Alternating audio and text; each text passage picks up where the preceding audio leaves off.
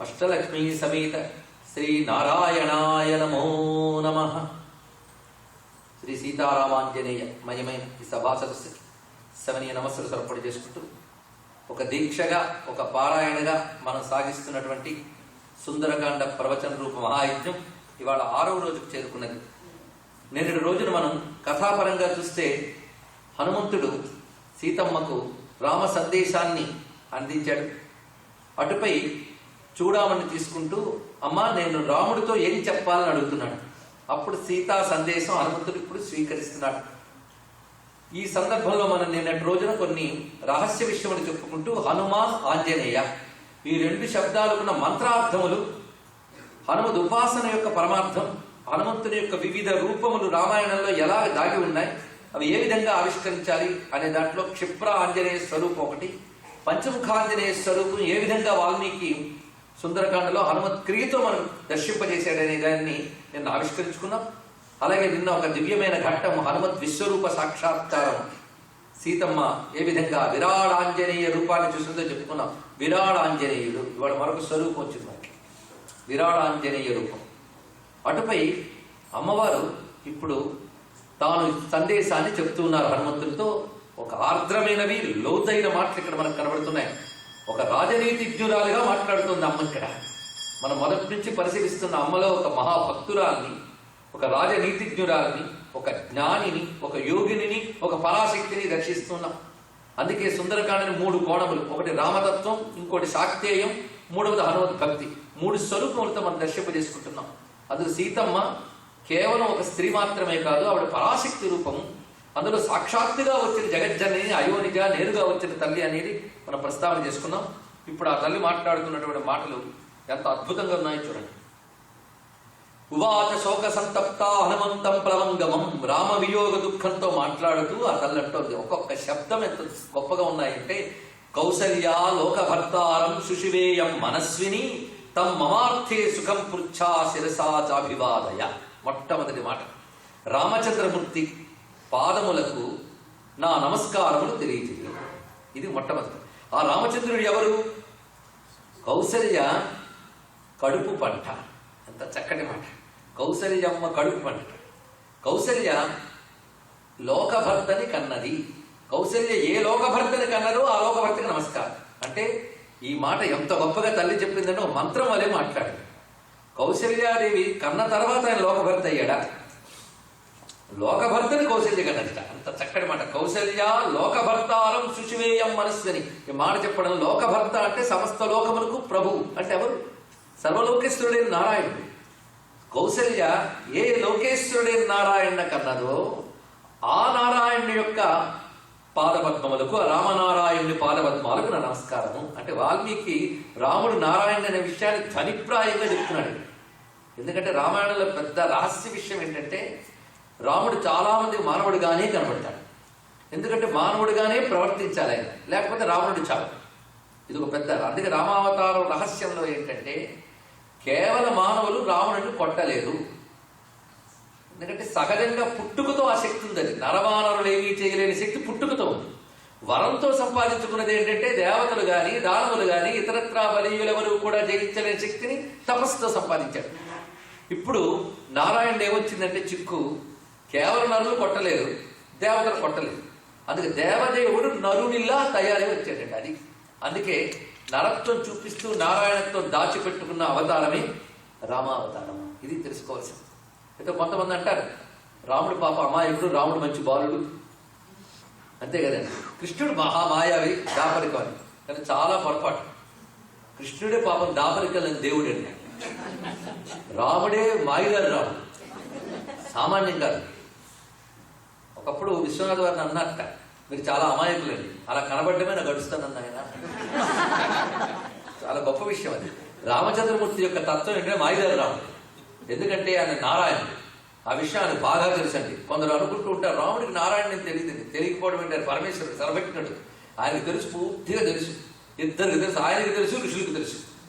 కానీ ఇద్దరు బయట పెట్టలేదు, చాలా జాగ్రత్త పడతారు. అదే రామాయణంలో పట్టుకోవాల్సిన అందం. కానీ వాల్మీకి కూడా రాముడు ఏ విధంగా అయితే ప్రణాళిక వేసుకున్నాడో వాల్మీకి అదే ప్రణాళిక.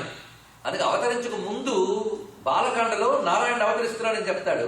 మరి యుద్ధకాండలో రావణ వధానంతరం రామ విశ్వరూపం చూపిస్తాడు యుద్ధకాండలో. ఈ మధ్యలో ఏం చేస్తాడంటే ధ్వనిప్రాయంగా నారాయణుని చూపిస్తుంటాడు. అది రామాయణం తెలుసుకునేటప్పుడు ఆస్వాదించవలసింది. అందుకే రామచంద్రమూర్తి యొక్క ఆదర్శ ధర్మములు, మరొక వైపు తారక బ్రహ్మరూపుడైన ఆరాధ్యతత్వము రెండూ పట్టుకుంటూ చదివేవాడు రామాయణాన్ని సరిగ్గా అర్థం చేసుకునేవాడు. ఆ కోణంలో మనం చూస్తున్నాం. అందుకు అదే కృష్ణుడు అనుకోండి, ఆయన కండిషన్స్ లేవు. హిరణ్యకశిపుడు కండిషన్ పెట్టాడు, ఇంట కాదు, బయట కాదు, లోపల కాదు, వెలుపల కాదు, ప్రాణం ఉన్నది కాదు, ప్రాణం లేనిది కాదు, ఇన్నిటితో అన్ని జాగ్రత్తగా డిజైన్ చేసుకుని వచ్చాడు నరసింహస్వామి. అంటే ఎలాగా హిరణ్యకశిపుడు ప్లానింగో దానికి తగ్గట్టు వచ్చాడు. ఈయన గారు నరవానరుల గురించి పట్టించుకోలేదు కనుక నర రూపంలో రావాల్సి వచ్చింది. అదే కృష్ణావతారంలో వచ్చినప్పుడు కండిషన్స్ లేవండి. అందుకని ఫ్రీగా వచ్చేసాడు. పరమాత్మ దాపరికం లేకుండా విజృంభించాడు మహానుభావుడు. అది కృష్ణావతారం యొక్క మర్మం. ఇప్పుడు అది పట్టుకుంటే భాగవతం అయిపోతుంది నా భయం. లేదా ఇప్పుడేదో భాగవతం రాబోతున్నందుకు ఆయన కాసు వచ్చాడేమో హీరోగా, మనకు తెలియదు. సరే, మొత్తానికి రామచంద్రమూర్తి ఆ ధ్వనిలో సౌందర్యం ఉందండి. ఆ ధ్వని ఎక్కడెక్కడ వాల్మీకి ఇచ్చాడు చూడండి, ఇక్కడ అలాంటి ధ్వని. కౌసల్య లోకభర్తారం సుషివేయం మనస్విని. ఆ మనస్విని అయినటువంటి కౌసల్య ఏ మహాత్ముని కన్నదో ఆ జగన్నాథుడైన రామునికి నా ప్రణామములు చెప్పు. తర్వాత లక్ష్మణస్వామికి నా ఆశీర్వచనాలు చెప్పుకుంటాం. లక్ష్మణుడిని తలుచుకోగానే అమ్మకి ఎంత వాత్సల్యం పొందిందంటే, లక్ష్మణుడి విషయంలో వాత్సల్యం ఉన్నది, కొంచెం ఒక బాధ ఉంది అమ్మవారికి. కటువుగా మాట్లాడేన తల్లి, ఎంత కటువుగా మాట్లాడకపోతే పైగా కాల్చి పెట్టిన బాణములు చెవుల్లో గుచ్చినట్టు అనిపించేది సీతమ్మ ఆడిన మాటలు లక్ష్మణస్వామి. లేకపోతే అంత గట్టిగా మాట్లాడితే వాడు కదలకపోతే కదగదలు, అదన్నీ వెనకాల పరమార్థాలు. కానీ అంత మాటని సహించడు తల్లి. కొంచెం అంత మంచివాడిని ఒప్పించిన బాధ ఇప్పుడు చెబుతోంది. విసృజ్య సర్వరత్నాని ప్రియాయాశ్చ వరాంగనా. ఎంత గొప్పవాడిని లక్ష్మణస్వామి. తన సర్వ సంపదలు, తన భార్య అన్నిటినీ విడిచిపెట్టి, పితరం మాతరం చేయ, తల్లిని తండ్రిని కూడా విడిచిపెట్టి అనుప్రవ్రజితో రామం, రామును అనుసరించి వచ్చాడు. ఆయన అన్ని త్యాగం చేసి మరీ వచ్చాడు. వచ్చిపోని మాతో పాటు అన్ని పాటలు పడ్డాడు. ఆయనకు పడవలసిన అవసరం లేదు. నిజానికి రామచంద్రమూర్తికి మాత్రమే వనవాసనీయం. ఆయన భార్యను కనుక నాకు తప్పు. మధ్యలో ఆయన ఎవరు చెప్పు ఇబ్బంది పడమన్నాడు, కానీ వచ్చాడు. దీనికి అనిపిస్తున్నారు వారు గొప్ప మాట అన్నారు. బడ్లతో తట్ట ఎండెడు పగిదినతడు. ఎంత అందంగా చెప్పాడు. అసలు ఎండబెట్టాల్సిందేంటి, వడ్లే మనకి ఎండబెట్టాలి. కానీ తట్టలో పోసి ఎండబెట్టినప్పుడు వడ్లతో పాటు తట్ట ఎండినట్టుగా మాతో పాటు ఆయన ఇబ్బంది పడ్డాడు. ఉపమానం ఎంత చక్కగా చెప్పారు విశ్వనాథ వారు. వడ్లతో తట్ట ఎండెడి పగిదినతడు వచ్చి ఇచ్చట మాతో ఒకటి పాటలు పడి. ఈ విధంగా అనుకూల్యైన ధర్మాత్మ త్యక్వా సుఖమనుత్తమం. ఆయన అన్ని సుఖములు విడిచిపెట్టి అనుకూలముగా రామచంద్రమూర్తికి నడుచుకున్నాడు. అనుగచ్చతి కాకుస్థం, ఎన్ని మాటలు చూడండి. అనుప్రవ్రజిత, ఆనుకూల్య, అనుగచ్చతి, 3 శబ్దములు. ఇవన్నీ కూడా దివ్యమైన శబ్దములు. ఇవన్నీ అను అంటే మనం చెప్పుకున్న మొదటి నుంచి ఎడతెగకుండా కొనసాగింపు, ఎడతెగకుండా ఆయనతో పాటు మొత్తం ఆయనకు అనుకూలముగాను, ఆయనతో నడుస్తూను, ఆయన గమనించుకుంటూను, అది అనుసరించే భక్తి లక్ష్మణ భక్తి. అందుకు లక్ష్మణస్వామి గురించి అమ్మవారు ఇక్కడ ప్రత్యేకించి ప్రస్తావన చేస్తున్నారు. పైగా లక్ష్మణస్వామి యొక్క విశేషం మనం చెప్పుకున్న నమోస్తు రామాయ సలక్ష్మణాయ దగ్గర వ్యాఖ్యానం పూర్తిగా ఇచ్చుకున్న లక్ష్మణ సహితుడైన రాముడు ఎంత ప్రాధాన్యమో రామాయణంలో. మొత్తంగా రామచంద్రమూర్తి వనవాసానికి వెళ్ళినప్పుడు లక్ష్మణస్వామి వెళ్తాడు, సీతమ్మ వెళుతుంది. అయోధ్య వాసులందరూ వెళదామని ప్రయత్నిస్తారు. కానీ రామచంద్రమూర్తి వాళ్ళందరినీ తిరిగిగా తప్పించారు, వనవాసాన్ని వెళుతాడు. తిరిగి అయోధ్యలో మగవాళ్ళు వాళ్ళ ఇళ్లకు వెళ్ళాక వాళ్ళ స్త్రీలు అంటారట, రామచంద్రమూర్తిని విడిచిపెట్టి ఏం బాగుకుందామని మీరు వచ్చారు. గొప్ప మాట చదువు. ఇంత అయోధ్యలో ఒక్కడే మగాడు అంటారు. గొప్ప మాట. ఇంత అయోధ్యలో మగవాడు ఎవడయ్యా, పురుషుడు ఎవరయ్యా అంటే ఒక్కడేట. ఎవరంటే అయోధ్యను విడిచి రాముడితో వెళ్ళినటువంటి లక్ష్మణస్వామి ఒక్కడే మగవాడు. గొప్ప మాట చదువు. అంటే ఇక్కడ మగవాడు అనే అర్థం తీసే కంటే పురుషుడు, పురుషుడు అనగా జీవుడు. ఉత్తమ జీవుడు ఎవరయ్యా అంటే అన్నీ విడిచి రాముడిని ఎవరు అనుసరిస్తారో వాడే ఉత్తమ జీవుడు. ఇది చెప్పడం రామచంద్రమూర్తి అనుసరించే జీవుడు జన్మే సాధ్యం. అలాంటి ఉత్తమ పురుషుడు ఎవరు? అది భక్తి అంటే ఏమిటో అనేది చూపించడం. ఇప్పుడు సందర్భం వచ్చింది కనుక మనం కొలుచుకుంటున్న రామమూర్తి యొక్క స్వరూపం. ఒక్కొక్క రామమూర్తి ఒక్కొక్క మంత్రమూర్తి. ఈ రహస్యాలు ద్రష్టలు చెప్తారు. ద్రష్టల దృష్టిలో రామాయణం వేరు, వాళ్ళకి రాముడు ప్రత్యక్షం కూడా. అలాంటి వాళ్ళు కొందరు రహస్యాలు రాశారు. అందులో రామకర్ణామృతం ఒక రహస్య గ్రంథం, శంకరకృతం అంటారు. రామాయణంలో ఎన్ని రకాల మంత్రమూర్తులు కనబడతారు. రేపు కనబడతాడు మనకు తారక బ్రహ్మం, పట్టాభిరముడు. ఇది కాకుండా సీతాలక్ష్మణ సహితుడైన రాముడు, అలాంటి రాముడు మనం చూస్తున్నాం. చిత్రం ఏంటంటే పక్కన హనుమంతుడు ఉంటాడు, ఆయన అక్కడ కూర్చుని ఉంటాడు, ఆంజనేయ స్వామి. ఇది చూద్దాం, ఈ రూపభావన ఒక్కసారి. లక్ష్మణుడి సహితంగా ఉన్నటువంటి రామచంద్రమూర్తి కదా, ఇది రక్షాస్వరూపం. పైగా సీతమ్మ ఉన్నది. ఆయన కుడివైపు లక్ష్మణస్వామి, హనుమంతుడు, ఎడమవైపు సీతమ్మ. ఇక్కడ మనం పరిశీలించాలి ఏంటంటే కుడివైపు భక్తి, ఎడమవైపు శక్తి. శక్తికి భక్తికి కేంద్రమే రాముడి మధ్యలో ఉన్నాడు. ఇది పరిశీలించాలి. భక్తి రెండు విధాలుగా ఉంది. ఒకటి విడిచిపెట్టకుండా రాముడితో పాటు ఉండే స్టాటిక్ భక్తి ఒకటి, రామకార్యాలని తీర్చడం కోసం డైనమిక్ గా అంతా తిరిగినటువంటి భక్తి హనుమంతుడు. అందుకే మహానుభావుడు రామకార్యం కోసం మొత్తం తిరిగి తన భక్తిని ప్రకటించాడు. రాముడిని అంటి పెట్టుకుంటూ పొడుచుకున్నాడు లక్ష్మణస్వామి. ఇద్దరిది భక్తే, కానీ ఆ భక్తిలో కించిత్ భేదం. కనుక భక్తి రెండు రూపాలు కుడివైపు ఉంటే శక్తి ఒక్క రూపంగా ఉన్నది. శక్తి భక్తి కూడా ఆ రామతత్వాన్ని ఆధారం చేస్తున్నాయి. ఇది ఆ మూర్తి యొక్క ధ్యానంలో ఉన్న ప్రత్యేకత. ఒక్కొక్క మూర్తి ధ్యానంలో, ఒక్కొక్క మూర్తి స్వరూపంలో ఇన్ని పరమార్థాలు ఉంటాయండి. చూడడానికి మాత్రం మనకు బొమ్మల్లా కనబడతాయి. అయితే మనకు చూస్తున్న బొమ్మల్లా కనబడుతున్నాయి, కానీ ఈ రూపకల్పన చేసినటువంటి ఋషికి మాత్రం ఈ తత్వం ఉంది. ఇక్కడ తెలుసుకోవాల్సింది ఆ ఋషి హృదయాన్ని మనం అవగాహన చేసుకుని ఈ విధంగా ధ్యానం చేస్తే ఆ శక్తి భక్తితో ఉన్న రామచంద్రమూర్తి పరబ్రహ్మ నన్ను అనుగ్రహిస్తాడు. ఇది ఇక్కడ తెలుసుకోవాల్సినది. ఇంకా ఎన్నెన్ని స్వరూపాలు వస్తాయో చూద్దాం. ప్రస్తుతానికి ఈ రెండు రూపాలని నమస్కారం చేసుకున్నాం. అనుగచ్చతి కాకుస్థం భ్రాతరం పాలయన్మనే సింహస్కందో మహాబాహు మనస్వీ ప్రియదర్శన. ఇక్కడ స్వామి గురించి, లక్ష్మణస్వామి గురించి చెప్తున్నది.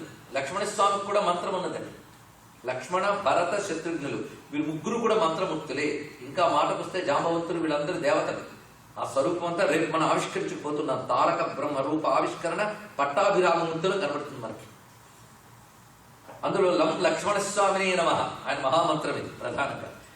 ఆ లక్ష్మణస్వామి వారి గురించి చెప్తున్నారు. సింహస్కందో మహాబాహు మనస్వీ ప్రియదర్శన పితృవత్ వర్తతే రామే మాతృవన్మాం సమాచరం. రామచంద్రమూర్తి పట్ల తండ్రిగాను, నా పట్ల తల్లిగాను భావం కలిగి ఉంటాడు లక్ష్మణస్వామి. వృద్ధోపసేవి లక్ష్మీవాన్, ఎంత గొప్ప మాట. పెద్దల ఎడల గౌరవం కలిగిన వాడు, పైగా సర్వైశ్వర్యవంతుడు, అన్నీ మాట్లాడగలిగిన శక్తి ఉన్నా మితంగా మాట్లాడేవాడు. ఎంత గొప్పగా చెప్తున్నా.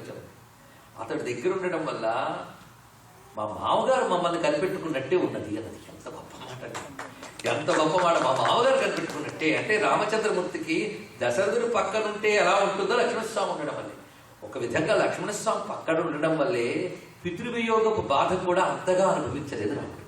ఎంత గొప్పగా చెప్తాం. తల్లి చూడండి, సీతమ్మ మాటలు చూస్తూ ఉంటే ఎంత, అందుకే వాగ్దేవత ఆవిడ సామాన్యురాల. ఆ మాటలు అంత గొప్పగా ఉన్నాయి. అందుకే మత్త ప్రీతరో నిత్యం భ్రాత రామస్య లక్ష్మణ. గొప్ప మాట. ఇంకా చెప్పాలంటే రాముడికి లక్ష్మణుడు అంటే ఎంత ప్రేమ అంటే నాకంటే ఎక్కువ ప్రేమ లక్ష్మణుడిపై ఉన్నది రామచంద్రమూర్తికి. ఇప్పుడు అసూయపడలేదు, మెచ్చుకుంటుంది. తమ్ముడి పట్ల అన్నకు ఆ ప్రేమ ఉండడం. చెట్ట చివరికి లక్ష్మణుడు దెబ్బతిన్నప్పుడు రాముడి మాటలన్నీ చెప్తాడు. అంటే ఆవిడ యొక్క అసెస్మెంట్ నిజమే. రాముడు అంటే ఏమిటో అంచనా వేసి చెప్పింది. అదే లక్ష్మణస్వామి అంటే అంత ఇష్టం రామచంద్రమూర్తికి. తమ్ముడు ఎంత ప్రేమ చూపిస్తున్నాడో అంత వాత్సల్యం రామచంద్రమూర్తి కూడా చూపిస్తున్నాడు. ఆ కారణం చేతనే రామచంద్రమూర్తి అంత హాయిగా ఉండగలుగుతున్నాడు ఇక్కడ అని చెప్తూ, ఇప్పుడు ఇంకా నేను నీకు చెప్తున్నటువంటి విషయం ఏంటంటే, వెళుతున్నావు చెప్పు, మళ్ళీ మళ్ళీ చెప్తున్నాను. ఇంకా మహా అయితే వాడు 2 నెలలు గడువు అన్నాడు, కానీ నేను నెలకు మించి ఉండలేదు అని చెప్తూ చూడామని ఇచ్చినది. ఆ చూడామని అందుకున్నాడు. ఎలా కదిరేయడో నేను శక్తిపాతం అనే ఉద్దేశంతో చెప్పుకున్నాం.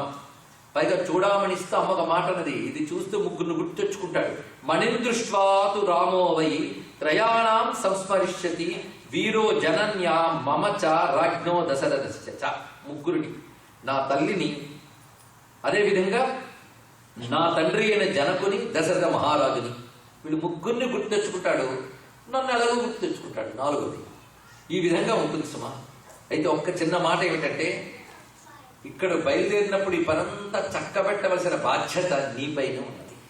ఇప్పుడు రామచంద్రమూర్తి రావడం కానీ, విజయం సాధించడం కానీ ఇదంతా నీ మీద ఆధారపడి ఉన్నది. ఈ మాట అనడంలో విశేషం, రామాయణానికి ఆధారశక్తి హనుమంతుడు. తల్లి చెప్తారు అంటూ గొప్ప మాట అంటున్నది ఈ తల్లి. చాలా మందికి ఇది మంత్రం తెలిసి ఉంటుంది. సీతమ్మ హనుమంతుడితో అంటున్నటువంటి శ్లోకం ఒక మంత్రం, కార్యసిద్ధికర హనుమన్ మంత్రంగా చెప్తారు. ఇది కూడా నిత్యము పఠించదగ్గ స్తోత్రం. అంటున్న సీతమ్మ, కానీ ఎవరికి అనుకుంటే వారికే సరిపోతుంది ఈ శ్లోకం. అందుకే త్వమస్మిన్ కార్యనిర్యోగే ప్రమాణం హరిసత్తమ హనుమాన్ యత్తమాస్థాయ దుఃఖక్షయకరో భవ. ఇది తల్లి చెప్తుంది. నిజంగా ఇక్కడ మొన్న మొదటి రోజు ఒక మాట చెప్పుకున్నాం. సీతారాములకు హనుమంతుడు ఎంత భక్తులో, హనుమంతునికి సీతారాములు అంత భక్తులు. ఈ మాట కొంచెం తీవ్రంగా అనిపితే సత్యం. అది రామాయణం పరిశీలిస్తే హనుమంతుడు ఎంత ఒప్పుకుంటాడో పక్కన పెట్టండి, రాముడు సీతమ్మ మాత్రం ఒప్పుకుంటారు ఈ మాట. లేకపోతే ఒక భక్తురాలు అంటున్నట్టు అంటున్నదా లేదా? త్వమస్మిన్ కార్య నిర్యోగే ప్రమాణం హరిసత్తమ. ఓ వానర శ్రేష్ఠ, ఈ పని చేయడంలో నువ్వే ప్రమాణం, అంటే నువ్వే తగినవాడు. హనుమాన్ యత్తమాస్థాయ దుఃఖక్షయకరో భవ. సరైన ప్రయత్నం నువ్వే చేసి దుఃఖాన్ని పోగొట్టవయ్యా, దుఃఖాన్ని పోగొట్టవయ్యా అని ప్రార్థించారు. అంటే ఆనందప్రదాతైన హనుమంతుని యొక్క ఉపాసన కనబడుతుందా లేదా ఇక్కడ? కానీ హనుమత్ తత్వమే శోకనాశనము, దుఃఖక్షయము, ఆనంద రూపుడు ఆంజనేయుడు అని చెప్పుకున్నాం మనం. అభయానంద రూపమే ఆంజనేయ స్వామి. అందుకు ఆ తల్లి కూడా ఈ విధంగా అన్న వెంటనే స్వామివారు హనుమస్వామి నమస్కారం చేసి, అమ్మాయి ఇంక వెళతానా అని శిరసా వంధ్య తల వంచి నమస్కారం చేసి వెళ్ళబోతూ ఉంటే బాష్పగద్గదయా వాచా మైథిలి వాక్యమబ్రవీ, ఒక్కసారి బొంగురు పోయిన గొంతుతో మళ్ళీ అంటుంది, నేను రామలక్ష్మణులకి నేను అడిగినట్లు చెప్పమంటున్నాను. అదేవిధంగా అన్ని ఏర్పాట్లు చేస్తున్న సుగ్రీవునికి కూడా నేను క్షేమ సమాచారాలు కుశలం అడిగేది చెప్పు. అందరినీ కూడా, ప్రతి వానర బల్లూక వీరులందరికీ కూడా పేరు పేరున నేను కుశలం అడిగినట్లు చెప్పు. ఎంత చక్కటి మర్యాద చూడండి ఆ తల్లి. అంటే హనుమంతుడు వెళదామని ప్రయత్నిస్తున్నా ఏదో మాట పెట్టా ఉంటుందట. పంపించారు అనిపించట్లేదు. అనగానమ్మా అంటూ క్షిప్రమిష్యతి కాకుస్తా, మళ్ళీ అంటున్నాడు క్షిప్రం, త్వరలో వస్తాడమ్మా రామచంద్రమూర్తి. నువ్వే దుఃఖించుకు తల్లి, ఎంత ఆలస్యం ఎందువల్ల అయింది, నువ్వు ఎక్కడున్నావో తెలియకపోవడం వల్ల. ఇప్పుడు తెలిసింది కదా, వెంటనే వస్తాడు తల్లి. అంటే తతస్థం ప్రస్థితం సీతా వీక్షమానా పునః పునః. మళ్ళీ వెళ్ళడానికి సిద్ధపడుతున్న అతన్ని చూస్తూ మళ్ళీ అంటుంది, అవును నువ్వు ఇక్కడ ఒక రోజైనా ఉండు, అప్పుడే వెళ్ళిపోవడం ఎందుకు? కొన్ని ఎవరికంటా పడతానేమోనో ఏమైనా ఒకవేళ అనుమానం ఉంటే కస్మిన్సి సమృద్ధే దేశే విశ్రాంత సోగమిష్యసి. ఇక్కడ ఎక్కడైనా కనబడిన ఏదో ఒక చోట విశ్రాంతి తీసుకుని రేపు పొద్దున వెళ్ళు. ఎందుకంటే ఈ దురదృష్టవంతురాలకి ఇంతకాలపు బాధ నీతో మాట్లాడి కొద్దిసేపు తీరి ఆనందం కలుగుతుందయ్యా. అందుకు నువ్వు వెళతావంటే ఆనందం దూరం అయిపోతుందా? అందుకు మమచార అల్పభాగ్యాయ సాన్నిధ్యాత్తవ వానర అస్య శోకస్య మహతో ముహూర్తం మోక్షణం భవేత్. ఇంత మహాశోకానికి కాసేపు విడుదల నీ వల్ల జరిగింది. అందుకు నువ్వు వెళుతూ ఉంటే నాకు బాధగానే ఉంది. పైగా నువ్వు వెళుతున్నావు కానీ నాకు నా ప్రాణాలు నిలుస్తాయా రాముడు వచ్చే వరకు? వాడిని చూడండి ఎంత ఆర్తితో ఉంటుంది అని. ఇంకొక అనుమానం సుమ, ఇక్కడ సీతమ్మ మాట్లాడిన రాజనీతి వాక్యములు అద్భుతం అండి. గొప్పగా చెప్తున్నదంటే ఈ సముద్రం దాటగలిగిన శక్తి ఎవరికి ఉందో నాకు తెలుసు, ముగ్గురికే ఉంది, ఇంకెవ్వరికి లేదు. ఈ సముద్రాన్ని దాటగలిగిన శక్తి ముగ్గురికే ఉన్నది. నువ్వు చెప్పినట్లు అందరూ దాటం మహా కష్టం. పైగా ఇవన్నీ దాటి వచ్చి విజయం సాధించి నన్ను తీసుకువెళ్ళడము కష్టమే. అందుకు నువ్వు నన్ను తీసుకువెళ్ళిపోతాను అనడంలో ఒక విధమైన సమంజసమైన అర్థం ఉన్నది. కానీ నేను ఎందుకు వద్దన్నానో తెలుసా? మరొక మాట చెప్తాను. ఇది రాజనీతి అంటే ఎన్ని లోతులు ఉంటాయో చూడండి. హనుమ అన్ని వింటున్నాడు జాగ్రత్తగా. ఆ తల్లి ఆడుతున్న మాటలు ముగ్గురు కుందయ్య త్రయాణమేవ భూతానాం సాగరస్యాస్కలంగనే. ముగ్గురు కుందుట.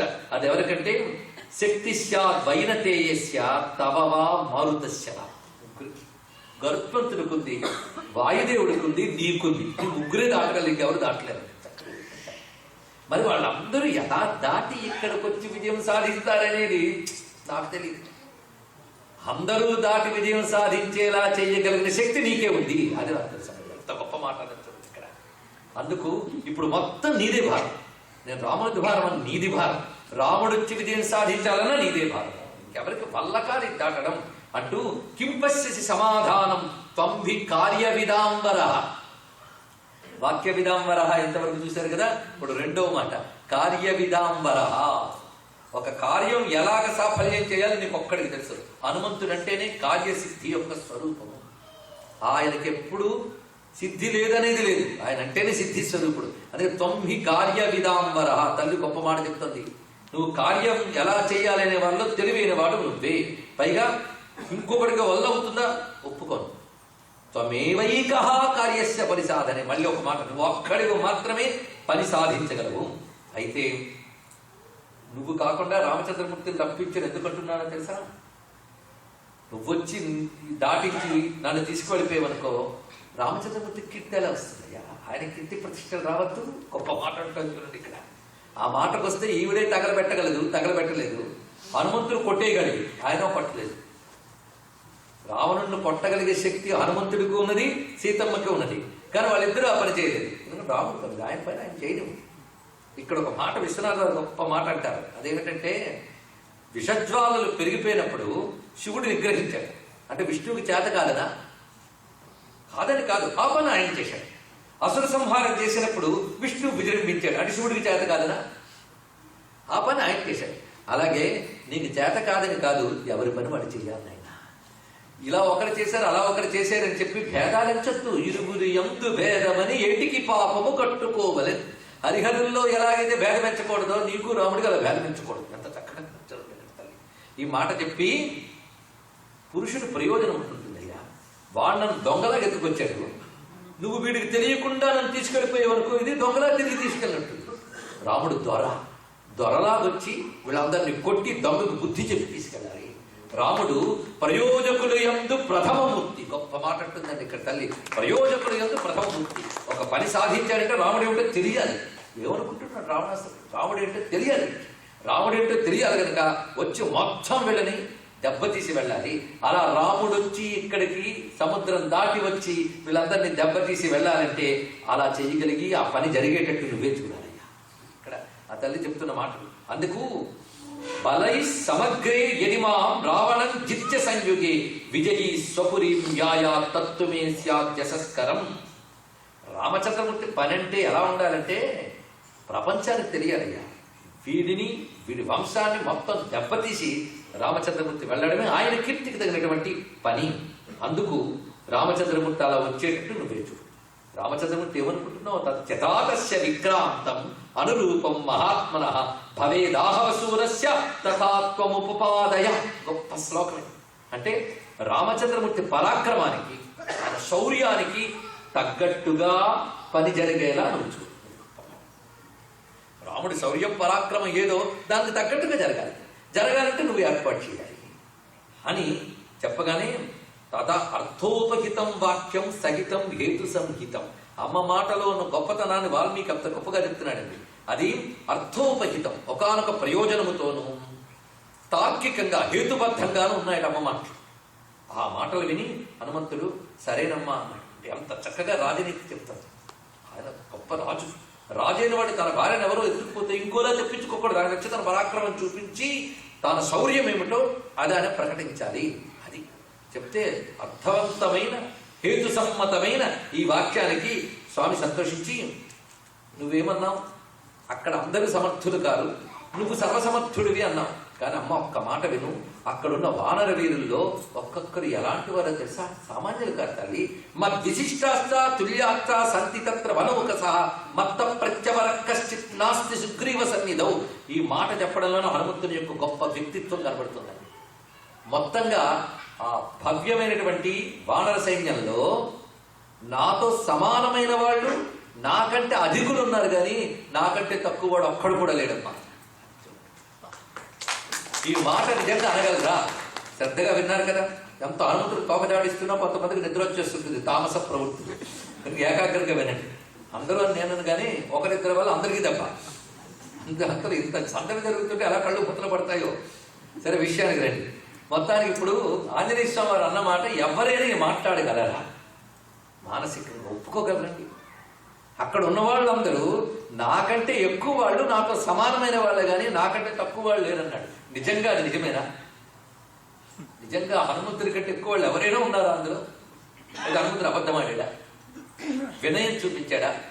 జాగ్రత్తగా చూడండి. ఇక్కడ ఆంజనేయ స్వామి వారి మాటలో తన గొప్పతనం ప్రకటించడం ఇక్కడ ముఖ్యం కాదు, అమ్మకి నమ్మకం కలిగించడం ముఖ్యం. ఇక్కడ అమ్మకి ధైర్యం కలిగించడం ముఖ్యం. అందుకు గొప్ప మాట్లాడుతున్నాడు.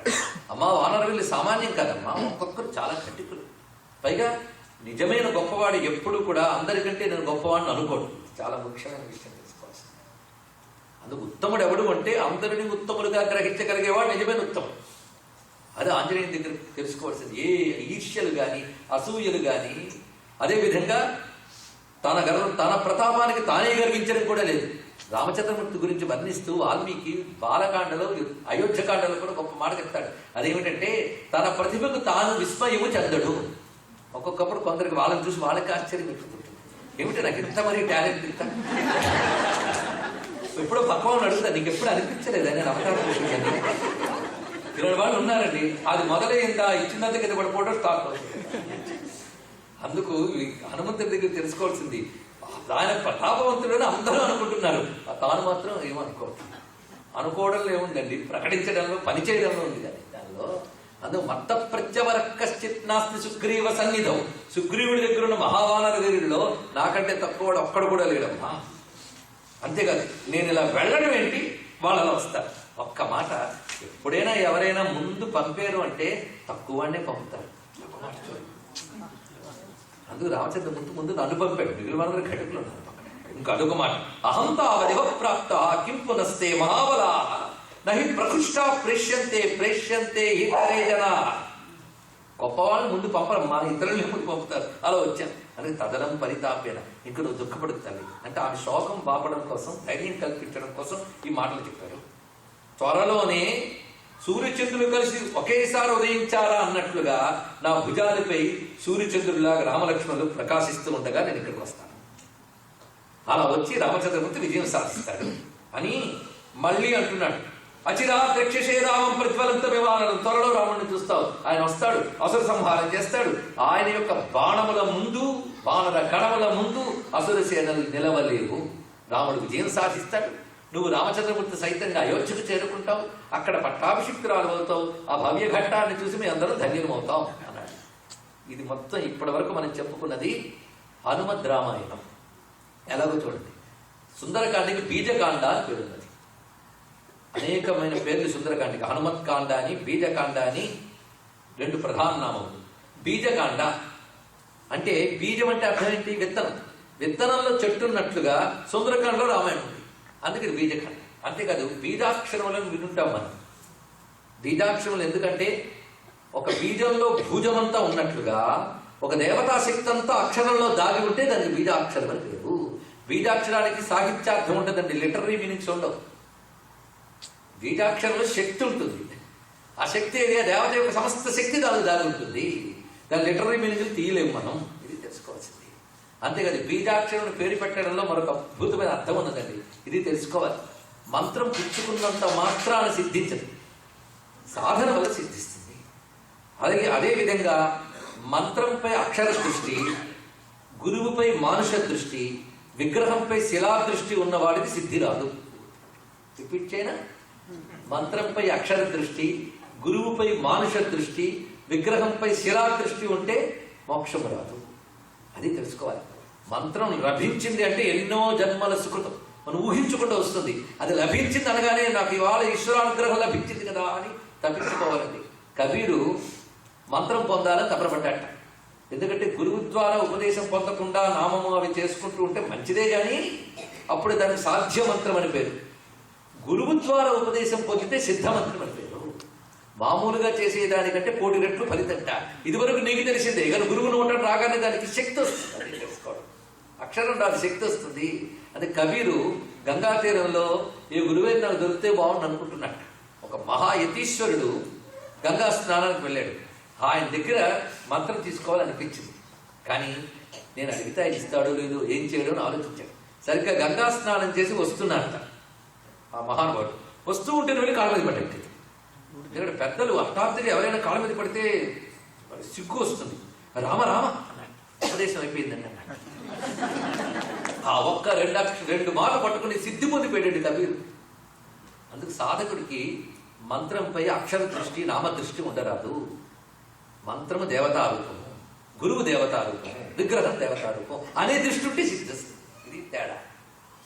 అలాంటి ఆ దృష్టి అంత అవసరం. అందుకు అటువంటి దృష్టితో సాధన చేయవలసింది. ఆ విధంగా ఇక్కడ మనకి చెప్తున్నటువంటి మంత్ర విశేషములు మనం గమనించుకుంటున్నాం. అలా ఇక్కడ బీజాక్షరము అంటే అర్థమైంది, సమస్త దేవతాశక్తి అక్షరంలో ఉంటుంది. బీజములో వృక్షమంతా దాగి ఉన్నట్లుగా. అంతేకాదు, బీజం తెచ్చుకున్నంత మాత్రం లాభం లేదండి. విత్తనం ఎలాగైతే తెచ్చుకుని బీజాన్ని మనం భూమిలో వేసి దాన్ని జాగ్రత్తగా చూసుకుని నీరు పెట్టి అది మొలకెత్తాక కంచె కట్టి మందు పెట్టి చెట్టుగా అయ్యే వరకు ఎలా సాధన చేసుకుంటామో ఆ మంత్రమును గురువు దగ్గర పొంది సాధన చేసి పండించుకోవాలి కనుక దానికి బీజాక్షరం. ఇన్ని విధాల బీజాక్షరం అనే దానికి ఇంత అర్థములు ఉన్నాయి. ఇది గ్రహించవలసింది. అందుకే బీజకాండ అనడంలో రామాయణం అంతా ఉందని మాత్రమే కాకుండా అనేక మంత్ర బీజములు దీనిలో దాగి ఉన్నాయి. సుందరకాండ అంతా అది రహస్యం. అనేక బీజాక్షర సంపుటి సుందరకాండలో ఉన్నది. కొన్ని ఘట్టాల్లో శక్తి ఉన్నది, కొన్ని శ్లోకాల్లో శక్తి ఉన్నది. కానీ ఘట్టాలు వింటూ ఉంటేనే శక్తి. ఏ శ్లోకాలు వింటే శక్తి ఆ శ్లోకాలు గట్టిగా చదువుతున్నాం కూడా. అందుకే కొన్ని సంస్కృత శ్లోకాలు అర్థం కాకపోయినా వినాలి. ఆ శబ్ద ప్రకంపన వల్ల ఉద్భవించిన తేజస్సు విన్నవాడిని రక్షిస్తుంది. అందుకే భగవత్కథలు వినడం ఎందుకు పెద్దలు పరిస్థితులు చెప్తారో ఇప్పుడు మనకు తెలియాలి. ఇది ప్రతిసారి ఘోషిస్తున్నాం ఏ భగవత్కథ విన్నా. ఇప్పుడు కూడా అర్థం చేసుకోండి. అందుకే బీజకాండ రామాయణ బీజం ఇందులో ఉన్నదండి. పైగా చిత్రం ఏంటంటే మొత్తం సుందరకాండలో రామాయణం అంతా ఉన్నది. ఎలా ఉన్నది అంటే సుందరకాండలో రామాయణం హనుమంతుడు చెప్పిన రామాయణం. అది గొప్ప విషయం. అందుకే ఆదికవి ఎవరయ్యా అంటే హనుమంతుడు ఆదికవి. మనం వాల్మీకి ఆదికవి అంటాం, కాదని కాదు, కానీ పూర్తిగా అవునని అనలేము. ఎందుకంటే వాల్మీకి రామాయణం మొదటి చెప్పిన వాడు నారదుడు వారు. అవునా లేదా? మనం అనుకుంటాం దాని బాలరామాయణం అని. ఏదో చిన్నపిల్లల రామాయణం. చిన్నపిల్లల రామాయణం కాదండి, అది రామాయణ మంత్రమాల. చాలా రహస్యం. అందుకే మొట్టమొదట నారదులు వారు చెప్పినటువంటి బాలరామాయణం చిన్నపిల్లల చేత బాగా చదివించండి. అది చదివితే రామాయణ రహస్యం, అది మంత్రం. అది రామాయణ మంత్రమాల. వాల్మీకి అంతటి వాడు నారదుడి వాడి ద్వారా ఒక్కసారి వింటే చాలు మంత్రసిద్ధి కలిగింది. అది పెద్ద రహస్యం. అందుకే నారదుల వారు మొట్టమొదటి రామాయణం అంతా చెప్తారు. తెలుసు కదా చాలా మందికి సంక్షిప్త రామాయణం అని, బాల రామాయణం అని దాని పేరు. బాల అంటే అర్థం చిన్నపిల్లలను కాదు, బాలహ ధారణాపటువు అని అర్థం. అంటే ధారణ, ఒక విషయాన్ని మెమొరైజ్ చేయగలిగిన శక్తికి బాల అని పేరు. ఆ వయస్సులోట ఏ విషయమైనా గుర్తుండిపోతుంట. తర్వాత ఒకటికి 10 సార్లు చదివితే ఒకసారి గుర్తుంటుంది, 2వ సారి జరుగుతుంది. అదే చిన్నప్పుడు ఎక్కించేది ఎక్కించడం అండి. ఆ చిన్నప్పుడు వాళ్ళకి అర్థాలు అవన్నీ అక్కడ ముందు టెస్ట్ పెట్టింది వాళ్ళని. అందుకు బాలరామాయణం అంటే ధారణ చేయవలసిన రామాయణము అని అర్థం. అందుకని చిన్నపిల్లల రామాయణం కాదు ఇక్కడ అర్థం. వాల్మీకి అంతటి వాడికి సంక్షిప్తంగా చెప్పాడు. ఎవరు చెప్పగానే ఆయనకి మంత్ర తపశ్శక్తి వల్ల ఏకాగ్రంగా వినడం చేత వెంటనే మంత్రసిద్ధి వచ్చింది. మీరు ఎలా చెప్పగలరు అంటే మంత్రం సిద్ధించింది కనుకనే ఆయన శ్లోకం అయిపోయింది. తర్వాత రామాయణ కావ్యం అంతా తయారైంది. ఇది మంత్రసిద్ధి. రామాయణాన్ని చూడవలసిన కోణం అంటే అక్కడ మనకి నారదులు వారు చెప్పారు. చెప్పిన దాన్ని విస్తరించి ఇచ్చాడు వాల్మీకి. అంటే ఇప్పుడు వాల్మీకి పైన ఎవరున్నాడు? నారదులు ఉన్నారు కనుక నారదుడు వాల్మీకి కంటే కవి కదా. నారదుడి కంటే గొప్ప పై కవి ఎవరు? హనుమంతుడు. హనుమంతుడు రామాయణం చెప్పాడు. ఎక్కడ చెప్పాడు? రామాయణంలో రామాయణం చెప్పిన వాడు ఆంజనేయ స్వామి. ఇప్పుడు మన కొంచెం మీరు వెనక్కి వెళ్తే చెట్టు మీద కూర్చుని సీతమ్మకి రామకథ అంతా చెప్పాడు ఆయన. అమ్మకి తెలియని కథ, అమ్మకి తెలిసిన కథ. అమ్మకి తెలిసిన కథ అంటే దశరథ పుత్రుడే రావడం, సీతమ్మని పెళ్లి చేసుకోవడం, వనవాసానికి వెళ్ళి అంతా చెప్పాడు ఆయన. చెప్పి మళ్ళీ తర్వాత ఏం జరిగిందో చెప్పాడు. కిందకి దిగాక వివరంగా చెప్పాడు మొత్తం రామకథ. వెళ్ళబోతూ అమ్మ రాముడు వస్తాడు, అసలు సంహారం చేస్తాడు, అయోధ్యకు వెళతారు, మీరు పట్టాభిషేకం చేసుకుంటారు అని జరగబోయి రాముడు. అంటే మొత్తం 3 విడతల్లో మొత్తం రామాయణం అంతా హనుమంతుడు చెప్పాడు. కానీ హనుమంతుడు చెప్పిన రామాయణం దొరికే కాండ సుందరకాండ కనుక సుందరకాండ పారాయణ చేస్తే రామాయణం అంతా పారాయణ చేసిన ఫలం లభిస్తుంది. ఇది అయితే ఇంకొక మాట కొంచెం గట్టిగా ఆలోచిస్తే మరి సుందరకాండ హనుమంతుడు చెప్పలేదు కదా. సుందరకాండ హనుమంతుడు చెప్పలేదు కదా. ఏమంటావు అప్పుడు? మరి చదివేదే సుందరకాండ కదండి. మరి సుందరకాండ హనుమంతుడు చెప్పలేదంటే హనుమంతుడు సుందరకాండ చెప్పిస్తే కంప్లీట్ అయిపోతుంది కదా. కానీ ఇక్కడే చిత్రం ఉంది. హనుమంతుడు తిరిగి వెనక్కి వెళతాడా? వెళ్ళి వానర వీరులతోనూ రాముడితోనూ మొత్తం సుందరకాండ అంతా చెప్తాడు. ఇదంతా అక్కడ రిపీట్ అవుతుంది. మనం అనుకుంటాం చెప్పింది ఏది చెప్పాడు వాల్మీకి, దాటేస్తే పాలే. ప్రవచనంలో ఎలాగో దాటేస్తాం, పారాయణలో దాటదు. పారాయణలో దాటద్దు. ఎందుకు దాటద్దు అంటే హనుమంతుడు చెప్పిన సుందరకాండాలు అంతా కూడా. అంటే సుందరకాండ కూడా హనుమంతుడు చెప్పాడు అక్కడ. అంటే మొత్తం అన్ని కాండల కథ హనుమ నోట పలికిన కాండ సుందరకాండ. అందుకే సుందరకాండ పారాయణం భవ్య ఫలం. ఎందుకంటే సుందరకాండకి ప్రధానమూర్తి అయినటువంటి హనుమంతుడి నోట పలికింది కనుక ఇంకా ఉంటుంది. హనుమంతుడి మంత్రమూర్తి రుద్రుడి నోట. అందుకే శివుడికే కదండి మొత్తం మీద రామమంత్రం మీద అధికారం. ఆయనే కదా ఈశ్వర ఉవాచ శ్రీరామ రామ రామేది. మరి తత్స్వరూపం కనుక రామాయణ మంత్రం అంతా ఆయన నోటే పలికింది. అందుకు సుందరకాండకి ఇంకా ఎక్కువ ఫలితం వచ్చింది. మొత్తం రామాయణం పారాయణ చేసినట్లు అవుతున్నది, హనుమంతుడి నోటి రామాయణం విన్నట్టు. ఇంత గొప్పతనం ఉన్నది. అది గొప్ప కవి ఎవరయ్యా అంటే ఆంజనేయ స్వామి. ఆంజనేయుని యొక్క అంశ లేకపోతే రాముడి మీద ఒక పద్యం కూడా రాయలేదు. అంశ అంటే ఆయన అనుగ్రహం ప్రసరించాలి, అది ప్రత్యేకత. అందుకే ఇద్దరు కవులకి దండం పెడుతున్నానన్నాడు తులసీదాస్. తన యొక్క రామచరిత మానసలో సంస్కృతంలో ఒక రచన చేశారు ఆయన. సీతారామ గుణగ్రామ పుణ్యారణ్య విహారిణం నమో విశుద్ధ విజ్ఞానం కవీశ్వర కపీశ్వరం. ఇది తులసీదాస్ గారు అన్నమాట. అడవుల్లో కవులు ఇద్దరు తిరుగుతారట. కవులు అంటే ఋషులండి. ఋషులు ఉండేది అడవుల్లో, కవి ఉండేది అడవులని. ఒక కవి ఒక అడవిలో ఉన్నారన్నారు. ఏమిటా అడవి అంటే అడవుల్లో పుణ్యారణ్యాలను కొన్ని ఉంటాయి. నైమిషారణ్యం ఇలాంటి పుణ్య అరణ్యములు.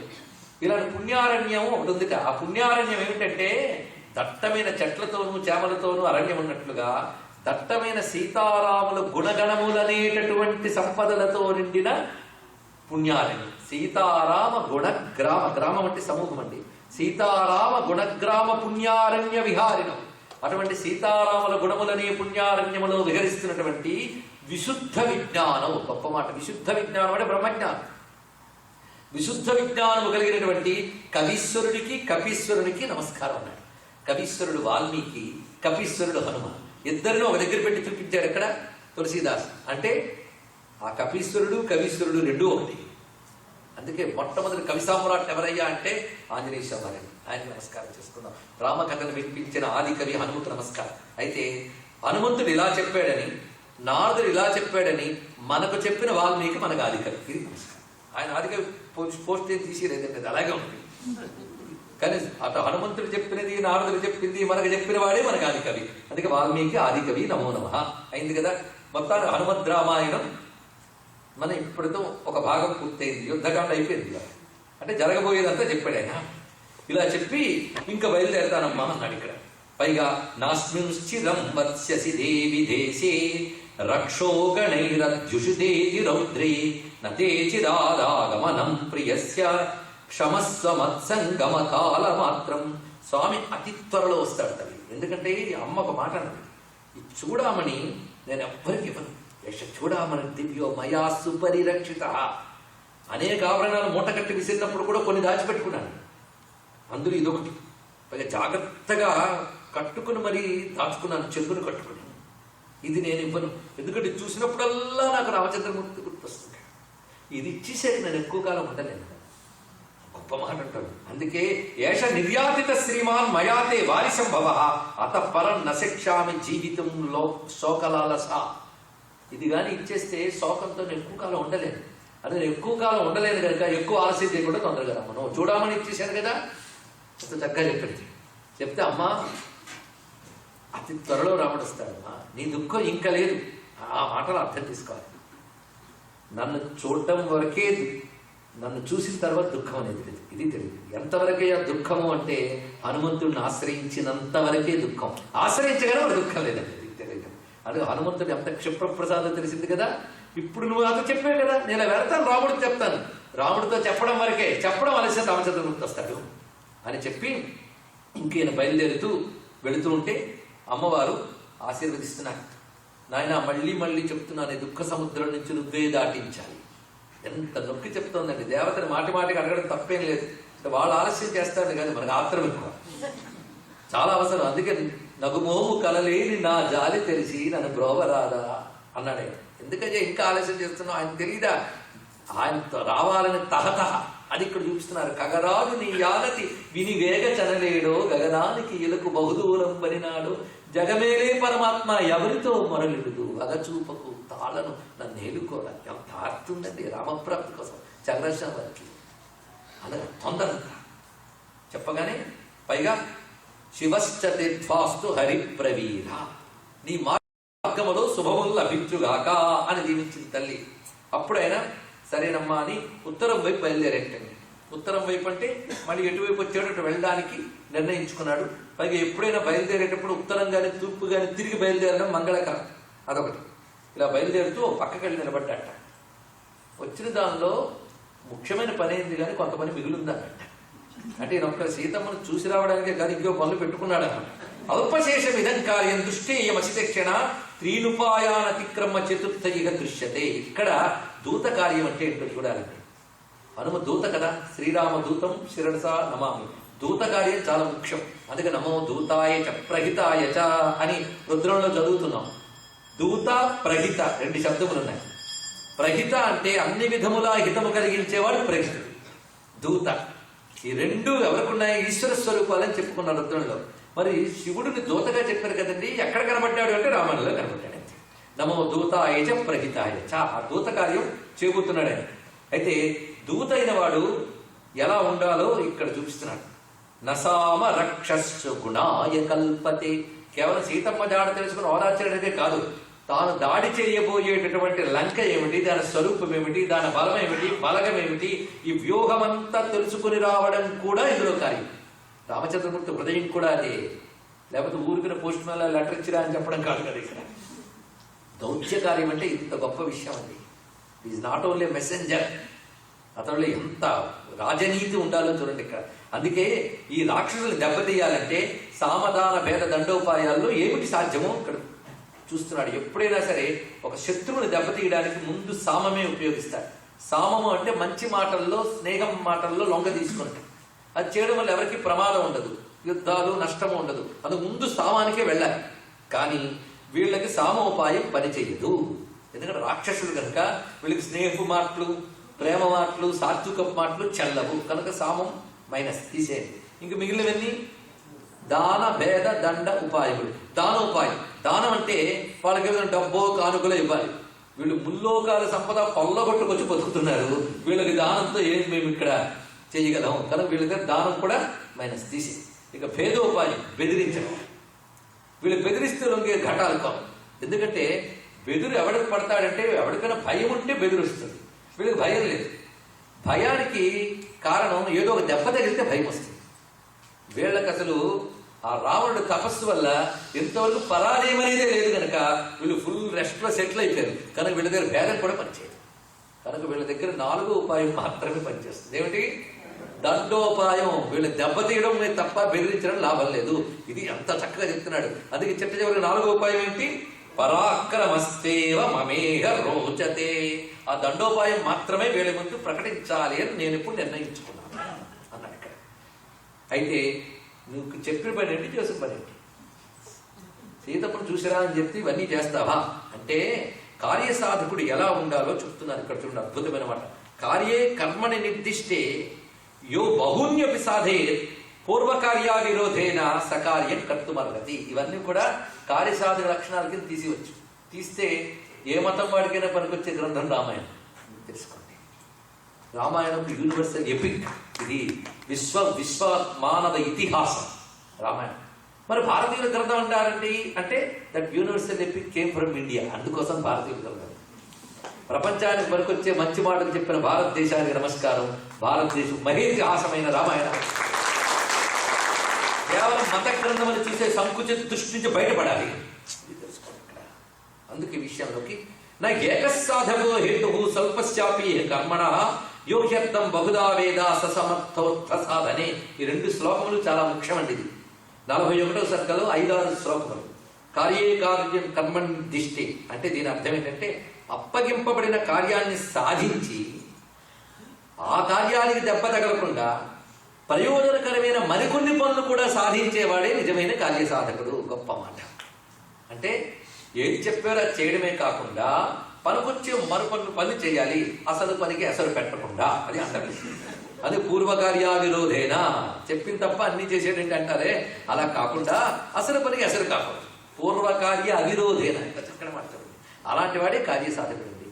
ఇలాంటి వాడు ఒక ఆఫీస్ పని మీద కానీ ఒక సంస్థ పని మీద కానీ వెళితే వాడు చెప్పిన పని మాత్రమే కాకుండా తన సంస్థకి బహుళ ప్రయోజనకరమైన అనేక పనులు చేసుకొస్తాడు. ఇది కార్యసాధకుడు ఉండవలసిన లక్షణం. మనం మొట్టమొదటి రామచంద్రమూర్తి దగ్గరికి వెళ్ళినప్పుడే పని చూపించాడు. తన సుగ్రీవుడి పనికి వచ్చే పనులన్నీ సాధించుకొచ్చాడు. అక్కడే రెండో మాట అంటున్నాడు. అందుకే ఎంత చిన్న పనైనా దాన్ని అనేక రకాలుగా సాధించాలి అన్నారు.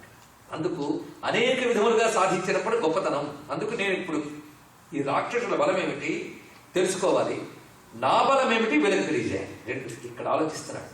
ముందు నేను ఇప్పుడు రావణుని చూడాలి, నా బలం చూపించాలి. ఇక్కడ కొందరినైనా కవ్వించి నా ప్రతాపం చూపిస్తాను. అప్పుడు వాళ్ళకి ఏమనిపిస్తుందంటే, తూతగా వచ్చిన ఒకానొక వానరమే ఎంత అల్లకల్లోనే సృష్టించిందే, ఇంకా మొత్తం కదిలిస్తే ఏమైపోతామో అని భయం పుట్టాలి. ఇది చూడండి, ఆ భయం పుట్టాలి. ముందు శత్రువుని మానసికంగా బలహీనంగా చేసి తర్వాత అటాక్ చేయాలి. ఇది రాజనీతి. హనుమంతుడు ఆలోచన చూడండి ఎంత గొప్పగా ఉన్నది. ఇలా ఎవడు ఆలోచించగలడు? దెబ్బతీయగలిగే శక్తి ఉన్నవాడు ఆలోచించగలడు. అది ఇక్కడ. అందుకు నేను ఇప్పుడు నా యొక్క ఉనికిని వాళ్ళకి తెలియజేసేలాగా ఇప్పుడు నీ ప్రమదావనాన్ని, అంటే రావణుడు తన స్త్రీలతో విహరించడానికి ఏర్పాటు చేసుకున్న ఈ అద్భుతమైన అందమైన అశోకవనాన్ని ధ్వంసం చేస్తాను. అప్పుడు నాపై దృష్టి వాళ్ళకి కేంద్రీకరింపబడుతుంది. రాక్షసుల బలాన్ని పంపుతాడు. అప్పుడు నా బలం చూపిస్తాను. అప్పుడు రావణుడు కూడా చూడొచ్చు, మొత్తం బలాన్ని అంచనా వేయచ్చు, వీళ్ళ బలం అంచనా వేయచ్చు, నా బలం ఏంటో తెలియజేయవచ్చు. ఇది ఆంజనేయ స్వామి యొక్క రాజనీతి. అయితే మనకు సామెత ఉంది, చూసి రమ్మంటే చూసారా, చూసి రమ్మంటే కాలు చూచాడు అని అంటూ ఉంటాం. దీనికి విశ్వనాథ వారు ఒక అందమైన భావం తీసుకున్నారు. ఏం చేయమంటావయ్యా? చూపులో అగ్గి గలవా అని చూడుమనుట, కాల్చవలసినదా అని కాల్చుమనుట. ఎవరి చూపులో నిప్పుందో వాడిని చూసిరారా అంటే కాల్చిరారా. చూపులో నిప్పున్నవాడు ఎవరండి? ఎవరు? ఆలోచన శివుడు. మరి చూపులో నిప్పున్నవాడు చూసిరా అంటే కాల్చిరా అని అర్థం. అందుకే ఇప్పుడు మూడో పని చేస్తారు. ఇక్కడ మనం ఆలోచించిన అందమైన భావాలు ఉన్నాయి చూడండి. పరమేశ్వర స్వరూపం కదా ఆంజనేయ స్వామి. ఆయనకి ఎన్ని నేత్రాలు ఉండాలి? అప్పుడు ఆయన పంచముఖాంజనేయ రూపం వల్ల కూడా త్రిపంచనయనం దేదీప్యమానం రుచా అని అన్నారు. ఒక్కొక్క ముఖానికి 3 కళ్ళు చొప్పున 15 కళ్ళు మహాభావుడికి. అది త్రినేత్రుడు. ఆయన కూడా త్రినేత్రుడైనప్పుడు కళ్ళు 3 చూపులు మాత్రం 3 కాదండి. మనకు 2 కళ్ళైనా చూపు ఒకటి. అది 3 కళ్ళకు 3 వెరైటీ, 3 రకాలు. ఒకటి సూర్యనేత్రం, ఒకటి చంద్రనేత్రం, ఇంకోటి అగ్నినేత్రం. 3 నేత్రాలు కదా. కానీ రామాయణంలో హనుమంతుడు మాత్రం 3 కళ్ళు వేసుకు తిరగలే. చూడటానికి 2 కళ్ళతో ఉన్నాడు. అప్పుడు మళ్ళీ నిన్న చెప్పిన అంతరార్థం తీసుకోండి. ఇక్కడ మంత్రమూర్తులు అవతరించినప్పుడు ఆ రూపాలు వేసుకు తిరగరు, ఆ రూపాల శక్తిని లీలలో చూపిస్తారు. అలా హనుమంతుడు 3 కళ్ళతో ఎలా ప్రవర్తించాడో ఇక్కడ చూద్దాం. 3 కళ్ళ పని చూపించాడు ఇక్కడ. అందుకే మొత్తం ఎన్ని రూపాలు అన్ని సుందరకాండలో కనబడతాయండి. వేదంలో మిత్రస్య చక్షుషా సమీక్షామహే అని ఒక మంత్రం ఉన్నది. అంటే దీని అర్థం ఏంటంటే సూర్యనేత్రంతో సమీక్ష చేస్తాం అని. సూర్యుడు ప్రతి వస్తువుని ఎలా గాలిస్తాడు, నలుసును కూడా విడిచిపెట్టాడు. మనం రాత్రిపూట ఏదైనా వస్తువు పోతే వెతుక్కుంటే ఎప్పటికి కనబడకపోతే ఒక పని అంటాం, పొద్దున వెతుకుదామని. పొద్దున ఏమిటా వెరైటీ? వీళ్ళు అనుకున్న ఈ కాంతుల కంటే గొప్ప కాంతి వస్తుంది. ఆయన కాంతి వస్తే నలుసు కూడా దొరికిపోతుంది. కనుక నలుసును కూడా చూడగలిగేలాగా గాలించగలిగే శక్తి ఎవరిది? సూర్యనేత్రం. అలాగా హనుమంతుడు లంకలో సీతమ్మని అన్వేషించేటప్పుడు చూసిన చూపు సూర్యనేత్రం అయింది కదా. ఆ తర్వాత 2వ నేత్రం చంద్రనేత్రం. చంద్రుడు రాగానే తాపం అంతా పోయి హాయి, శాంతి, చల్లదనం కలుగుతుంది. అందుకే అన్వేషణ చేసేటప్పుడు సూర్యనేత్రం, సీతమ్మను ఓదార్చేటప్పుడు చంద్రనేత్రం. అక్కడ సీతమ్మను చల్లబరిచాడు, ఓదార్చాడు, శాంతి కలిగించాడు. అప్పుడు ఏం దృష్టి వెళ్ళింది? చంద్రనేత్రం. ఇంక 3వ కన్ను మిగిలిపోయింది. ఏంటది? అది ఇప్పుడు చేయబోతుంది. దాంట్లో మొత్తం ఇప్పుడు చెప్పండి. హనుమంతస్వామి 3 కళ్ళ పనికి నమస్కారం. అది దేవతను దర్శించవలసిన విధానం. ఎప్పుడు దొరుకుతాయి తెలిసేలాంటివి ఆయన కాళ్ళు పట్టుకుని సుందరకాండ చేతి దొరుకుతాయి. దేవతని భక్తితో ఉపాసిస్తే తాను ఎక్కడున్నాడో చూపిస్తాడు. అంతేగాని find what I will research అంటే కెనాట్ ఫైన్ అంటాడు ఆయన. గుర్తుపెట్టుకోండి, కుతర్కాలకు దొరుకుతాడా భగవంతుడు? సాధన చేయాలి. తపస్సుకు భగవంతుడు దొరుకుతాడండి, తర్కాలకు దొరకడు. దొరికి అటెండెన్స్ చేసుకోవాల్సిన అవసరం ఆయనకి లేదు. అంతే కదా. గంగాను దుందో లేదో నమ్మనండి, ఇక్కడికి వచ్చి ప్రవహిస్తే తప్ప. నీ దగ్గరికి అది రాదు, నువ్వు పో అక్కడికి. అది నువ్వు సాధన చేయి, వెళ్ళి తెలుసుకో. అందుకు ఇక్కడ ఎలా దొరికాడో చూసారు ఆంజనేయ స్వామి వారు. మన త్రినేత్రాలతో త్రిపంచనయనం ఆంజనేయం నమామ్యహం. మొత్తానికి ఆంజనేయ స్వామి వారు ఇప్పుడు నిర్ణయించుకున్నారు. ఇప్పుడు ఆయన ముందు చేసిన పని ఏంటంటే మొత్తం అశోకవనాన్నంతటి ధ్వంసం చేసి పారేసేట. ఎలాగంటే మారుతి భీమ విక్రమ తతో మారుతవత్ క్రుద్ధ అన్నారు. ఇక్కడ మారుతవత్, ఒక గాలి ఎలాగ అరణ్యాలని ధ్వంసం చేస్తుందో అలా చేసేట. పెద్ద పెద్ద గాలులు వచ్చినప్పుడు చూడాలండి, అంతవరకు చల్లని పవనములు, మెల్లని పవనములు, పిల్లగాళ్ళని పాటలు పాడుకుంటాం. అది విజృంభించింది అనుకోండి, ఒక్కడి మిగలు. అంతవరకు అంత మృదువుగా మాట్లాడిన హనుమంతుడు ఒక్కసారి పెరిగి తన స్వరూపాన్ని పెంచి మొత్తం కకావికలం చేసేటండి. మహావాయువు వలె కకావికలం చేశాడు. ఇంతవరకు ప్రసన్నాంజనేయుడు, ఇప్పుడు ప్రతాపాంజనేయుడు అయ్యాడు. శ్రీయాంజనేయం ప్రసన్నాంజనేయం సీతమ్మ, శ్రీయాంజనేయం ప్రతాపాంజనేయం రాక్షసుడు. తెలుసుకోవాలి ఎక్కడ ప్రసన్నత ఎక్కడ ప్రతాపము. ఇక్కడ తెలిసింది కదా, సత్పురుషుల ఎడల ప్రసన్నుడు, దుష్టుల ఎడల ప్రతాపమూర్తి. అదే హనుమ యొక్క తత్వము. ఇప్పుడు ప్రతాపాంజనేయ మూర్తిని మనం ఇవాళ చూడబోతున్నాం. ఈ ప్రతాపాంజనేయుడు ఊర్వేగేన మహతా ధ్రుమాన్ క్షప్తుమథార భక్త్, ఎగురుతూ ఆ గాలిని సృష్టించి తన యొక్క చేతులతో కాళ్లతో మొత్తం అడవినంతటి కకావికలం చేశాడు. అక్కడ ఉన్నటువంటి కొన్ని పర్వత గుహలు, కొన్ని రాతి కట్టడాలు, ఇవన్నీ కూడా ధ్వంసం చేసి పరిచేట. మొత్తం చేసి అక్కడ ఉన్నటువంటి ముఖద్వారంపై కూర్చున్నట్టు మొత్తం పూర్తి చేసి మహారూపంతో. అయితే ఆయన ధ్వంసం చేస్తూ ఉంటే నిద్రపోతున్న రాక్షస స్త్రీలందరూ నిద్రలేచేట, చూసేట. వాళ్ళని చూడగానే ఒక్కసారి మరుగుచ్చే రూపం పెంచి భయపెట్టేట వాళ్ళందరినీ ఒక్కసారి. తతస్థం గిరిశంకాశం అతికాయం మహాబలం రాక్షస్యో వానరం దృష్ట్వా పప్రచ్యుర్జనకాత్మజం చకార సుమహద్రూపం రాక్షసీనాం భయావహం. భయంకరమైన రూపాన్ని ప్రకటించగానే వాళ్ళు భయపడి తిన్నగా సీతమ్మ దగ్గరికి వెళ్ళి వాడు ఎవడో చెప్పానంట. నాకేం తెలుసు, అది మేము ఇందాక మగతగా నిద్రపోతుంటే నీతో మాట్లాడడం మాకు కనబడింది లేదా అంటే వాళ్ళు చూస్తున్నారు కానీ అంత మత్తు పట్టేసింది వాళ్ళకి. అదేమిటో అదేనండి, ఏదో శక్తి ప్రసరిస్తుంది. పక్కనే ఉన్నారు, గుర్తించలేకపోయారు. అప్పుడు ఎవరు పనిచేస్తున్నారు? ఒక దైవశక్తి. కానీ వాళ్ళు ఆ మగతలో మాట్లాడే కనబడింది. కానీ నీతో మాట్లాడాడు గనక, పైగా నువ్వున్నటువంటి చెట్టుని రాళ్ళని కొట్టలేదు కనుక ఏదో నీకు తెలిసిన వాడే ఉంటాడు. చెప్పు ఎవడా మాయావి? మాయావుల గురించి మాయావులకి తెలుస్తాయి కానీ నాకేం తెలుస్తుందండి. తల్లి చూడండి ఎంత చక్కగా మాట్లాడుతో. యూయమేవా విజానీత యోయం యద్వా కరిష్యతి అహిరేవ హ్యహేహ పాదాన్ విజానాతి న సంశయ. సీతమ్మ అంటే ఏమనుకున్నారు? పాము కాళ్ళు పాముకే తెలుస్తాయి. అదేవిధంగా మాయావుల పనులు మాయావులకే తెలుస్తాయి, నాకేం తెలుస్తాయి అంటే. ఇప్పుడు వెంటనే సీతమ్మ అబద్ధమాడిను అని మనం రాసేస్తామా? అసలు సత్యం అంటే ఏంటో తెలియదు మనకి ఇప్పుడు తెలిసింది. సత్యం అంటే ఉన్నట్టు మాట్లాడడం కాదు. తెలుసుకోండి, ఇక్కడ భూతహిత యథార్థ భాషణమేవ సత్యం అని నిర్వచనం. యథార్థం చెప్పాలి కానీ దాని భూతహితం ప్రయోజనం ఉంటాయి. ఎన్ని ఉన్నాయో అది అత్యంత సూక్ష్మములండి ధర్మాలు. పైకి చెప్పండి బోల్డ్గా ఉండవు, ఏవి కూడా స్థూలంగా ఉండవు. అందుకు సీతమ్మ యొక్క రాజనీతిజ్ఞత, చాతుర్యము ఇవన్నీ పరిశీలించండి. ఆవిడ పరాశక్తిని అప్పుడేనా అంగీకరిస్తాం. ఇంత చక్కగా మాట్లాడిందిట. వెంటనే వీడితో లాభం లేదు, తిన్నగా వెళ్ళిపోయారు. ఎక్కడికి? రావణాసుడి దగ్గరికి వెళ్ళి ఇదిగో కోతొచ్చి మొత్తం కకారకలం చేసి మన సుందరమైన అశోకవనాన్ని ఈ విధంగా ధ్వంసం చేసింది సుమా. పైగా మేము చూసాం సీతతో మాట్లాడటమే కాదు, సీతమ్మ ఉన్నటువంటి ఆ శిశుపా వృక్షము, సహస్ర స్తంభ మండపాన్ని మాత్రం చెక్కు చెదరనీయలేదు, మిగిలినవన్నీ ధ్వంసం చేశారు. ఇక్కడ విశ్వనాథ గొప్ప మాట అంటారండి. అదొక్కడి విడిచిపెట్టి మొత్తం ఎలా ధ్వంసం చేశాడంటే, ప్రళయకాలంలో పరమేశ్వరుడు అన్నపూర్ణ నివాసమైన కాశీక్షేత్రాన్ని మాత్రమే విడిచిపెట్టి మిగిలిందంతా ధ్వంసం చేసినట్లుగా ఈ అశోకవనంలో సీతమ్మ ఉన్నటువంటి మండపం మాత్రమే విడిచిపెట్టి మిగిలిందంతా ధ్వంసం చేశాట. అర్థమైందా? కొందరికి అర్థమైంది. ప్రళయకాలాల్లో కూడా కాశీ నటించదని పెద్దలు చెప్తారు. కాశీక్షేత్రంలో వదిలేశాడని ఆయన శివత్వాన్ని ఎలా స్ఫురింపు చేస్తున్నాడని చూడండి. ఇక్కడ పైగా అన్నపూర్ణ నివాసమైన కాశీ అనడం ఏంటి అంటే పరాశక్తి స్థానము అని చెప్పడం ఇందులో ఉన్నటువంటి భావం. ఎన్ని రమ్యమైన భావాలు చూపించారు. మొత్తానికి ఆ వర్ణన అంత దగ్గర చూపాడు. మొత్తం కకావికలం చేశాడు. పైగా చెట్లు ఇవన్నీ పడేశాడు. ఆ పడినంత మొత్తం ట్రాఫిక్ జామ్ అయినట్టు అయింది.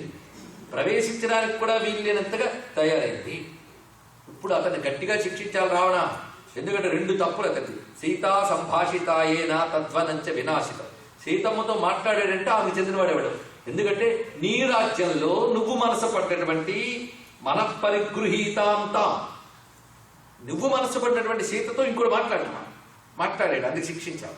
రెండవది, నువ్వు ఎంతో ముచ్చటపడి కట్టించుకున్న అశోకవనాన్ని ధ్వంసం చేశాడు అని చెప్పగానే మహాకోపం వచ్చింది. కోపంతో కళ్ళ నుంచి నీళ్లు వచ్చేయటం. ఏమైనా మహోద్రేకాలు జరిగితే కళ్ళ నుంచి నీళ్లు వస్తాయి. అది శోకోద్రేకం కావచ్చు, మోహోద్రేకం కావచ్చు, కోపోద్రేకం కావచ్చు, ఆనందోద్రేకం కావచ్చు. ఇప్పుడు అతను కోపోద్రేకంతో కళ్ళ నుంచి నీళ్లు వచ్చాయి. ఎర్రబడ్డ కళ్ళ నుంచి నీళ్లు చుక్కలు ఎలా పడ్డాయో వర్ణిస్తున్నాడు వాల్మీకి కవిత్వం. చూడండి, దీప్తాభ్యామివ దీపాభ్యాం సాక్షిష స్నేహ బిందవ. ఇది మాట చెప్పాడు. కొన్ని ఒత్తులు, నూనె ఒత్తులు వెలిగించగానే దాని నుంచి చుక్కలు పడతాయి. అలా పడింది రావణాసుడి కంటి నుంచి కోపోద్రేకంతో కూడిన చుక్కలు. ఎలా వర్ణించారు, కళ్ళు జ్యోతుల్లో మండిపోతున్నాయి. ఆగ్రహాన్ని అంతటి ఇలా చూపిస్తున్నాడు. వెంటనే ఆత్మనస్సదృశాన్ శూరాన్ కింకరాన్ నామ రాక్షసాన్, తనతో సమాన బలం కలిగినటువంటి కింకరులు అనబడే రాక్షసుణ్ణి, తేషామసీతి సహస్రం, మొత్తం 80,000 మంది కింకరులు అనబడే రాక్షసులు వెంటనే పంపాడు. వెళ్ళండి అక్కడికి అంటే ఆవేశపడి పంపాడా? ఇది ఆలోచించారు. అలాంటి మహాయోధులను ఒక్క కోతి మీదకి దాడికి పంపుతాడండి. రావణుడు తక్కువ వాడు కాడు. మొత్తం ఏ విధమైన ఆర్కిటెక్చర్తో అశోకవనం కట్టబడిందో అని తెలుసు. తాను విశ్వకర్మతో ముచ్చరపడి కట్టించుకున్నటువంటి అశోకవనం. ఆ అశోకవనాన్ని అవలీలగా ధ్వంసం చేసేటంటే వాడు సామాన్యుడు కాడు. అలాంటి వాడి బలం ఏంటో అంచనా వేయగలిగిన. అలాంటి బలాన్ని కొట్టాలంటే ఎలాంటి బలాన్ని పంపాలి అంచనా వేసి పంపాడు. అది ఇక్కడ అంచనా వేసి పంపాడు కానీ ఆవేశపడి పంపలేదు. ఆ వెళ్ళారు వాళ్ళందరూ. ఈయన ఎదురు చూస్తున్నాడు, ఎప్పుడు వస్తారా అని. వాళ్ళందరూ ఆ తోరణం మీద కూర్చున్నాడు. వాళ్ళు వస్తూ ఉన్నారట దూరం నుంచి. చూశారు ఎలా వస్తున్నారయ్యా వాళ్ళంటే అద్భుతమైన మాట వేశారండి వాల్మీకి. అభిపేతుడు మహావేగ పతంగా ఇవ పావకం. గొప్ప మాట. అగ్ని మీదకి మిడతల దండు వెళ్తున్నట్టు వస్తున్నారు. ఉపమానంలోనే చెప్పాడు. వచ్చిన వాళ్ళు గట్టే మొత్తం ఆ మిడతల దండులో వస్తున్నారు. గుంపు గుంపు. ఈయన ఒక్కడు మహాగ్నిలో ఉన్నాడు. ఇక్కడ చూడండి, ఎప్పుడైతే వాళ్ళ దగ్గరికి వస్తున్నారో భయంకరమైన ఆయుధాలు పట్టుకొస్తున్నారు. ఒక్కొక్కరు కూడా ఏం చేతులు ఒక్క ఆయుధం లేదు. ఆ తోరణం మించి అంటే ముఖద్వారం నుంచి ఒక దూకు దూకేటి కిందకి దూకి హనుమాన్ తేజస్వి శ్రీమాన్ పర్వత సన్నిభ. అప్పటికే కొండంత అన్నాడు, మరి కొంచెం పెరిగాడే. పెరిగి క్షితావావి జలాంగోళం ననాద మహాస్వనం. ఆ తోకతో ఒక్కసారి కొట్టి గర్జించే. తోకతో కొట్టడం గుర్తుందా? ఎప్పుడు చెప్పాను నేను? మొదటి రోజు చెప్పాను. తోకతో కొట్టేడు ఎప్పుడు కొడతారంటే హనుమంతుడు ఒక ఫేజ్ నుంచి మరో ఫేజ్ లోకి వెళ్ళినప్పుడు తోకతో కొడుతుంటాడు. ఇది అబ్జర్వ్ చేయాలి. ఆ తోక ఆయనకు ప్రేరణ అన్నమాట. కొడుతుంటే ఉత్సాహం ఆయనకి. తోకతో ఆయన కొట్టి ఉత్సాహం. ఎలా కొట్టాడు? ఒగి కూర్చుండిన ఎట్టిడవు హనుమ కూర్చున్నట్లుగా హేలగ నందిక్కులు చూచి చూచి త్రుటిలో రాంగూలమా భీల జిమ్మగ పుచ్చౌగ్ర విచారాద్భుత నవ్యాదీర్ణ రోదంతరమ్ముగా సంతాడనమాచరించ వసుధాభోగంబు నిమ్నంబుగా. గుర్తుందా? ఆ కొట్టాడే. ఆ కొట్టి ఇప్పుడు ఒక్కసారి పెరిగాడండి. ఆ పెరిగి చెప్పొక్కసారి చంచుకున్నట్ట. సభూత్వాసు మహాకాయో హనుమాన్ మారుతాత్మజ దుష్టమాస్ఫోటయామాస లంకాం శబ్దేన పురయన్. ఇప్పుడు హనుమంతుడు శబ్దం అక్కడ ఉన్న రాక్షసులకు వినబడడం కాదు, మొత్తం లంకానగరం అంతా వినబడేటట్టు గర్జించాడు ఒక్కసారి. అంటే వాళ్ళకే కాదు, లంకకి టెర్రర్ పుట్టాలి. ఒక్కడొచ్చి ఎంత చేశారంటే మొత్తం వస్తే ఏమైపోతుందని భయం మొత్తం లంకకి పుట్టించాడు మహాత్ముడు. పుట్టించడమే కాదు, అందరూ వినేటట్టు పైగా అంత వాడేయాడు కదా. అక్కడుండి గర్జిస్తూ ఘోష చేస్తున్నాడు ఆంజనేయ స్వామి వారు. ఈ ఘోష జయఘోష. ఇందులో ఎంత గొప్ప రాజనీతి చతురత ఉన్నదో, లేదా దండనీతి, రాజనీతిలో భాగం దండనీతి, దండనీతి చతురత ఉందిలో అంత మంత్రశక్తి కూడా ఉంది ఇందులో. అందుకే దీనిని మహామంత్రంగా భావిస్తారు. సుందరకాండ పారాయణ చేసినప్పుడు సర్గలతో దీన్ని సంపుటీకరణం చేయడం కానీ, ఇంకా ఒప్పుకుంటే శ్లోకాలతో సంపుటీకరణం కానీ చేస్తారు. ఇలాంటి సంపుటీకరణం చేసి సుందరకాండ పారాయణం చేస్తే ఫలితాలు చాలా చాలా ఉంటాయి. సుందరకాండకు ఒకే రకమైన పారాయణ పద్ధతి లేదండి, బహువిధ పారాయణ పద్ధతులు ఉన్నాయి. వారి వారి అనుకూలతను బట్టి వాళ్ళు చేసుకోవచ్చు. శీఘ్రఫలం కోరేవారు కఠినమైన దీక్షతో పారాయణ చేస్తారు. ఏ శ్లోకముతో ఎలా సంపుడితం చేసుకోవాలో ఋషులు సంప్రదాయం ఏర్పరిచారు. అలా సంపుడితం చేసి సిద్ధి పొందిన వాళ్ళు ఉన్నారు. అలా సంపుడితం చేయదగ్గ మంత్రముల్లో ఇది ఒక గొప్ప మంత్రం. వరుసగా ఇందులో మనకి 4 శ్లోకాలు వస్తున్నాయి, అంటే 8 వాక్యాలు. ఇది మహామంత్రం కింద చెప్పబడుతుంది. బయటకు చూస్తే దండనీతి చాతుర్యం, లోపల చూస్తే మంత్ర రహస్యం, రెండు తెలుసుకోవాలి. ఆ ఘోష వినబడుతుంది. అసలు ఈ జబ్బ చరుపుతే ఆశ్చర్యకరంగా ఆకాశం నుంచి పక్షుల భయానికి కింద పడిపోయాడు. అంత జబ్బ చరిచాడు. మొత్తం జంతువులు భయపడ్డాయట. అలాంటి జబ్బ చరిచి దీన్ని ఆస్ఫోటం, అలా జబ్బ చరిచి నిలబడి మాట్లాడుతున్నాడు. జయత్యతి బలో రామో లక్ష్మణశ్చ మహాబల రాజా జయతి సుగ్రీవో రాఘవేణాభిపాలిత దాసోహం కౌసలేంద్రస్య రామస్తాక్లిష్ట కర్మణ హనుమాన్ శత్రు సైన్యానాం నిహంత మారుతాత్మజ న రావణ సహస్రం మే యుద్ధే ప్రతిబలం భవేత్ శిలాభిస్తు ప్రహరత పాదపచ్చ సహస్రశః అర్ధయిత్వా పురీం లంకాం అభివాజ్యత మైథిలీం సముద్రార్థో గమిష్యామి మిషతాం సర్వరక్షసాం. ఈ జయ నినాదం చూడండి, ఇందులో ఉన్న అందాలు ఒక్కొక్కటి కూడా. జయతి అతిబలో రామ. ఇక్కడి నుంచి వచ్చేటప్పటికల్లా మంత్ర విశేషములు చాలా కనబడుతున్నాయి. జయ శబ్దం ప్రారంభించడంలో ఒక ఔచిత్యం ఉన్నది. శాస్త్ర ప్రారంభాలు జయ శబ్దంతో కానీ, స్త్రీ శబ్దంతో కానీ, ఓంకారంతో కానీ, అథ అనే దాంతో కానీ ప్రారంభం కావాలి. మంగళకరమైన ప్రారంభం. అలాగే ఈ మంత్రం జయంతో ప్రారంభమవుతుంది. ఒక ప్రణవం లాంటి జయం. శ్రీరామ జయం అంటారు. శ్రీరామ జయరామ జయం అంటే జయం కావాలంటే ఇలా సంపుటితం చేయాలి. రామ మంత్రములు చాలా ఉన్నాయి. ఎన్నో జన్మల పుణ్య విశేషం ఉంటే కానీ రామ మంత్రం దొరకదు మనకి. ఈ రామ మంత్రాన్ని అనేక రకాల ప్రక్రియలు ఉన్నాయి. అన్ని మంత్రశాస్త్రాలు ఉన్నాయి. రామ రహస్యోపనిషత్తు అని రామ మంత్రశాస్త్రములు చాలా ఉన్నాయి. తారక మంత్ర విశేషములు. అసలు రామమే మహామంత్రం. తన శ్రీ పడితే ఒక ప్రయోజనం, జయ పడితే మరొక ప్రయోజనం. పైగా భద్ర పెట్టి ఇంకో మంత్రం చెప్తాడు. రామ ముందు పెట్టి దానికి భద్ర పెట్టి విశేషం. రామాయ రామభద్రాయ చంద్ర పెట్టమంటాడు. రామచంద్రాయ. రామనామాన్ని 3 భాగాలుగా చేయడంలో విశేషం ఉన్నదండి. రామ రకారంలో అగ్నిమండలం, అకారంలో సూర్యమండలం, మకారంలో చంద్రమండలం ఉంటుంది. లోపల ఉన్న అగ్నిశక్తి. సరిగ్గా శ్రీ విద్య చేసేవాళ్ళు చూడండి. ఏణాంకానల భానుమండల శ్రీచక్ర మధ్యస్థితామన్నారు శంకర భగవత్పాదుల వారు. సరిగ్గా మనకి శ్రీచక్రంలో చూసిన 9 ఆవరణలో మొదటి 3 మండలములు అగ్నిమండలం, తర్వాత 3 మండలము సూర్యమండలం, దాని తర్వాత చంద్రమండలం. అంతేకాదు ప్రపంచం మొత్తం కూడా 3 మండలాలతోనే నడుస్తుంది. సూర్య చంద్ర అగ్ని తేజస్సు. ఇది రహస్యం చూడండి. అందుకే కృష్ణ పరమాత్మ గీతలో నా పరంజ్యోతి ఎక్కడున్నదో చెప్తున్నాడు. అయ్యా నీ పరంజ్యోతి స్వరూపం కనబడదయ్యా అంటే, పిచ్చిన ఆయన కనబడే జ్యోతే నా పరంజ్యోతి చెప్పాడు. ఏమిటవి? యథాదిత్య గతం తేజో జగద్భాసయతే కిలం యచ్చంద్రమసి యచ్చాగ్నౌ తత్తేజో విద్ధిమామకం. సూర్య చంద్ర అగ్నుల్లో ఉండే తేజస్సు నా తేజస్సే అన్నాడు. కానీ ఈశ్వర తేజస్సుని మనం దేని ద్వారా తెలుసుకోవాలి? సూర్య చంద్ర అగ్నుల తేజస్సు ద్వారా. లోతు గ్రహించగలిగే ఓపిక శ్రద్ధ ఉన్న వాళ్ళు ఆనందిస్తారని దిగుతున్నాయి. ఇక్కడ దిగుదామా? సరే. అంతేకాదు మనకు కూడా 3 తేజస్సులతో ఉన్నాం. 3 తేజస్సు లేకపోతే మనం బతుకులేదు. మనలోనే ఈ 3, బయట ఈ 3.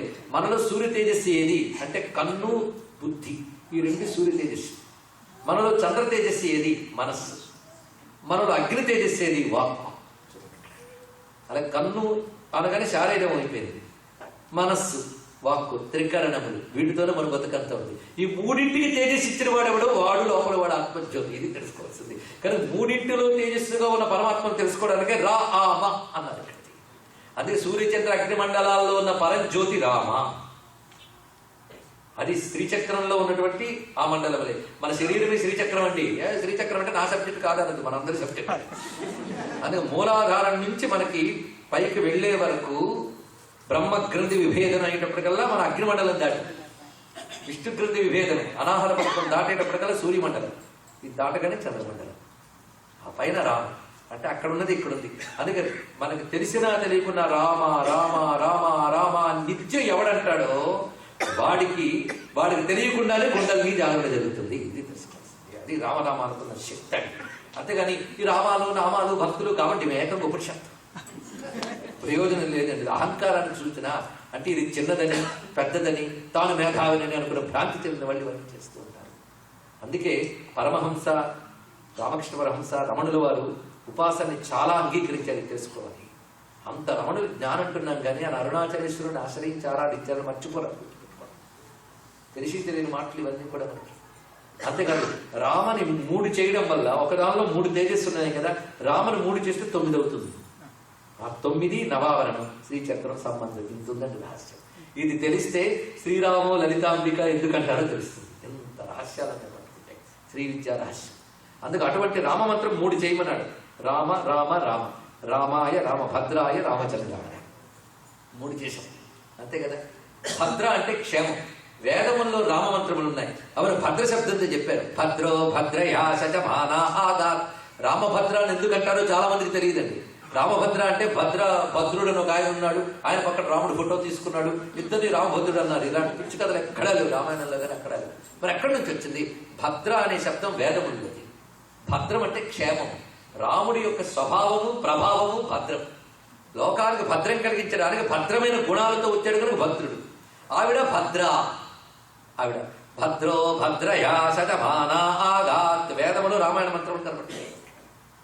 ఆ వేదములో రామమంత్రం భద్ర శబ్దంతో చెప్పారు కనుక ఋషులు రామభద్ర అన్నారు. చూశారా? అంత తేలిక కాదండి భగవతత్వం, ఎంత లోతులు ఉంటాయి రామభద్ర ఎందుకన్నారు. అంతేకాదు పరిపూర్ణమైనటువంటి కళలతో ఆవిర్భవించాడు. పైగా శ్రీ విద్యకి చంద్రకళకి సంబంధం ఉన్నది. పరిపూర్ణమైన కళలు 16 చెప్పుకుంటాం. అందుకే మీకు నారదులు వారు వాల్మీకి సంభాషణలో వాల్మీకి అడిగిన ప్రశ్నలో 16 గుణాలు ఉంటాయి రాముడు. ఇవి 16 కళలు. 16 కళల చంద్రుడు పరిపూర్ణుడు, పరిపూర్ణ పరబ్రహ్మ రామచంద్రుడు. అందుకే రామచంద్రాయ. చంద్రుడు వస్తే శాంతి ఆహ్లాదం, రామచంద్రుడు వస్తే శాంతి ఆనందం. రామాయ రామభద్రాయ రామచంద్రాయ. వేధసే సృష్టికర్త. అలాంటి వాడు అవతరించాడు. ఎక్కడ? రఘునాథాయ. రఘువంశంలో రాజుగా అవతరించాడు. రఘువంశంలో నాథుడయ్యాడు కనుక కేవలం రఘునాథుడైనా నాథాయ. నాథాయ అంటే జగన్నాథాయ, సర్వజగత్తుకి నాథుడు. ప్రభువు అంటే ఫలానా ఒకదానికని కాదు, అందరికీ కామన్ అయిపోతుంది. అందుకే రఘునాథుడిగా పుట్టిన జగన్నాథుడయ్యా. అయితే మా పొట్టి రాముడు ఎందుకంటే అవి లేకపోతే అనవసరం. సీతాయా పతయే ఎంత ఉందండి రామాయ రామభద్రాయ. ఇది మనకి మంత్రశాస్త్రం చాలా గొప్ప మంత్రంగా ఆవిష్కరిస్తుంది. చిత్రం ఏంటంటే అద్భుతాలు అలవాటైపోతే మామూలు అయిపోతాయి. ఇది అందుకే మనకు చిన్నప్పటి నుంచి పెద్దవాళ్ళు చెప్పిన ఏముంది ఇందులో అండి, అందుకే ఏమైనా మంత్రం చెప్తారా? ఇదిగో రామ ఇదేనా? వాడి దృష్టిలో మంత్రం పట్టం అంటే అది మంత్రం. రామ అంటే మంత్రం కాదు.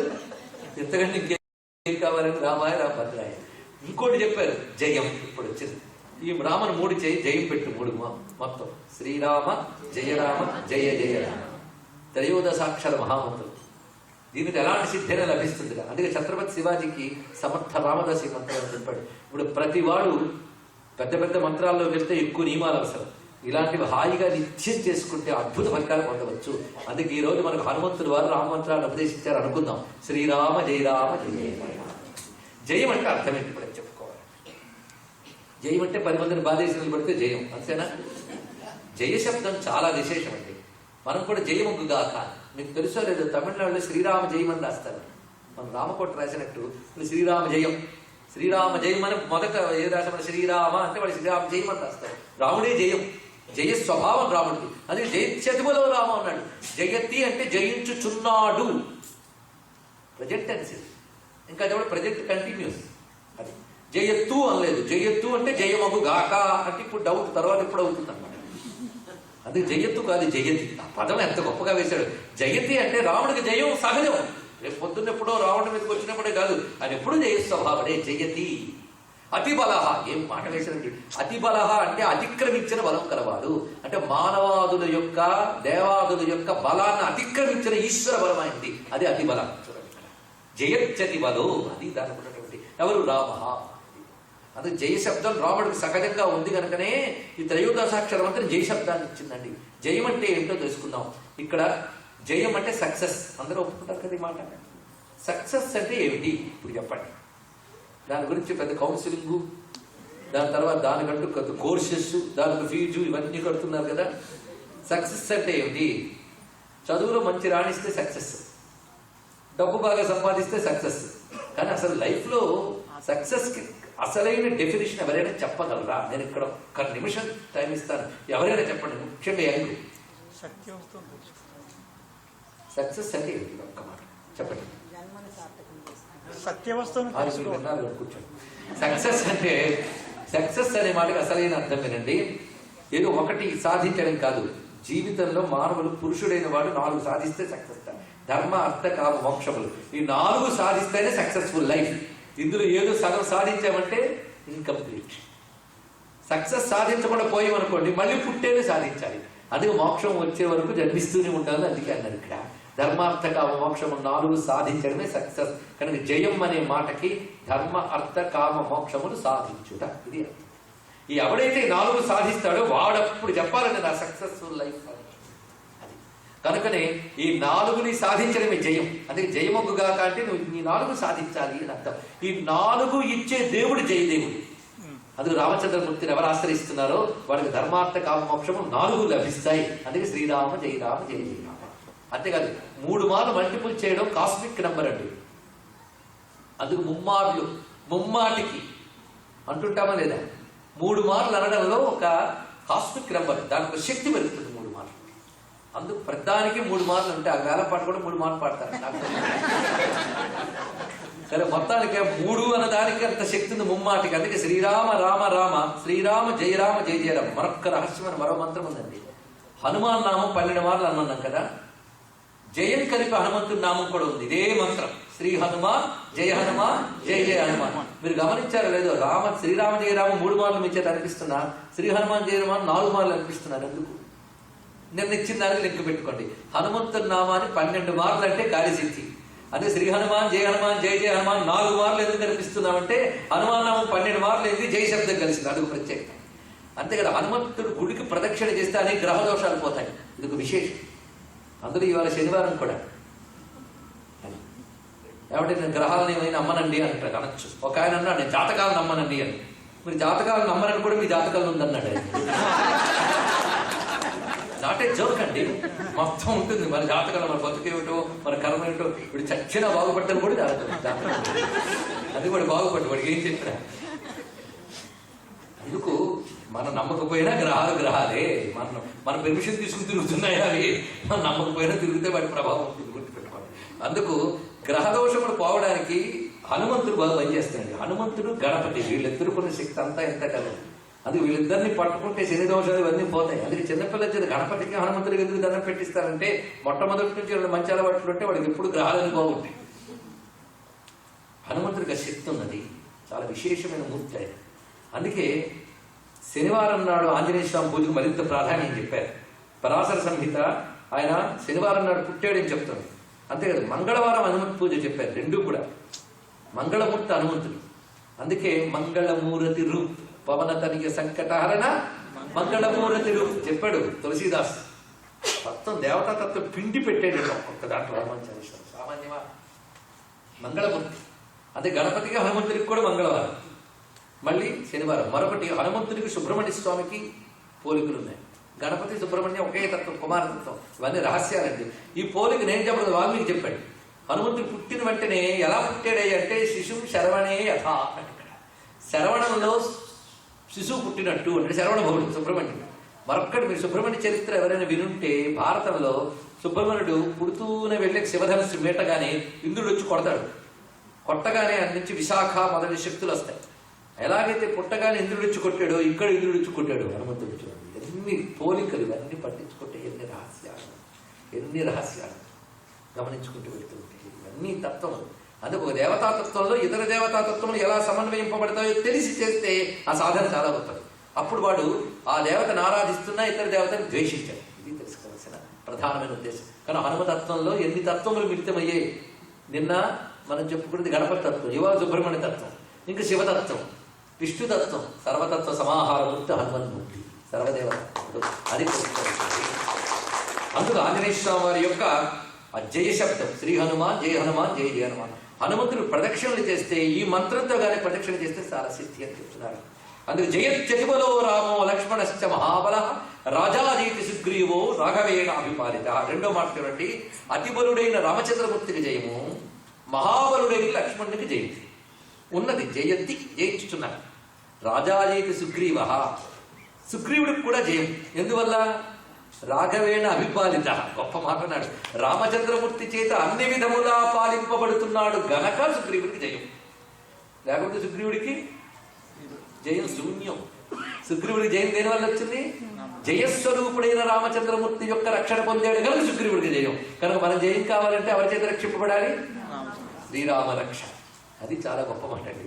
రాముడిని నమ్మిన వాళ్ళకి అపజయము లేదు. అందుకు రాముని వారము మాకేమి విచారము, తక్కువేమి మనకు రాముడొక్కడుండు వరకు, ప్రక్కతోడుగా భగవంతుడు చక్రధారి చెంతనుండగా తక్కువేమి మనకు. అది రామచంద్రమూర్తి దగ్గరుంటే ఎంత ధైర్యం.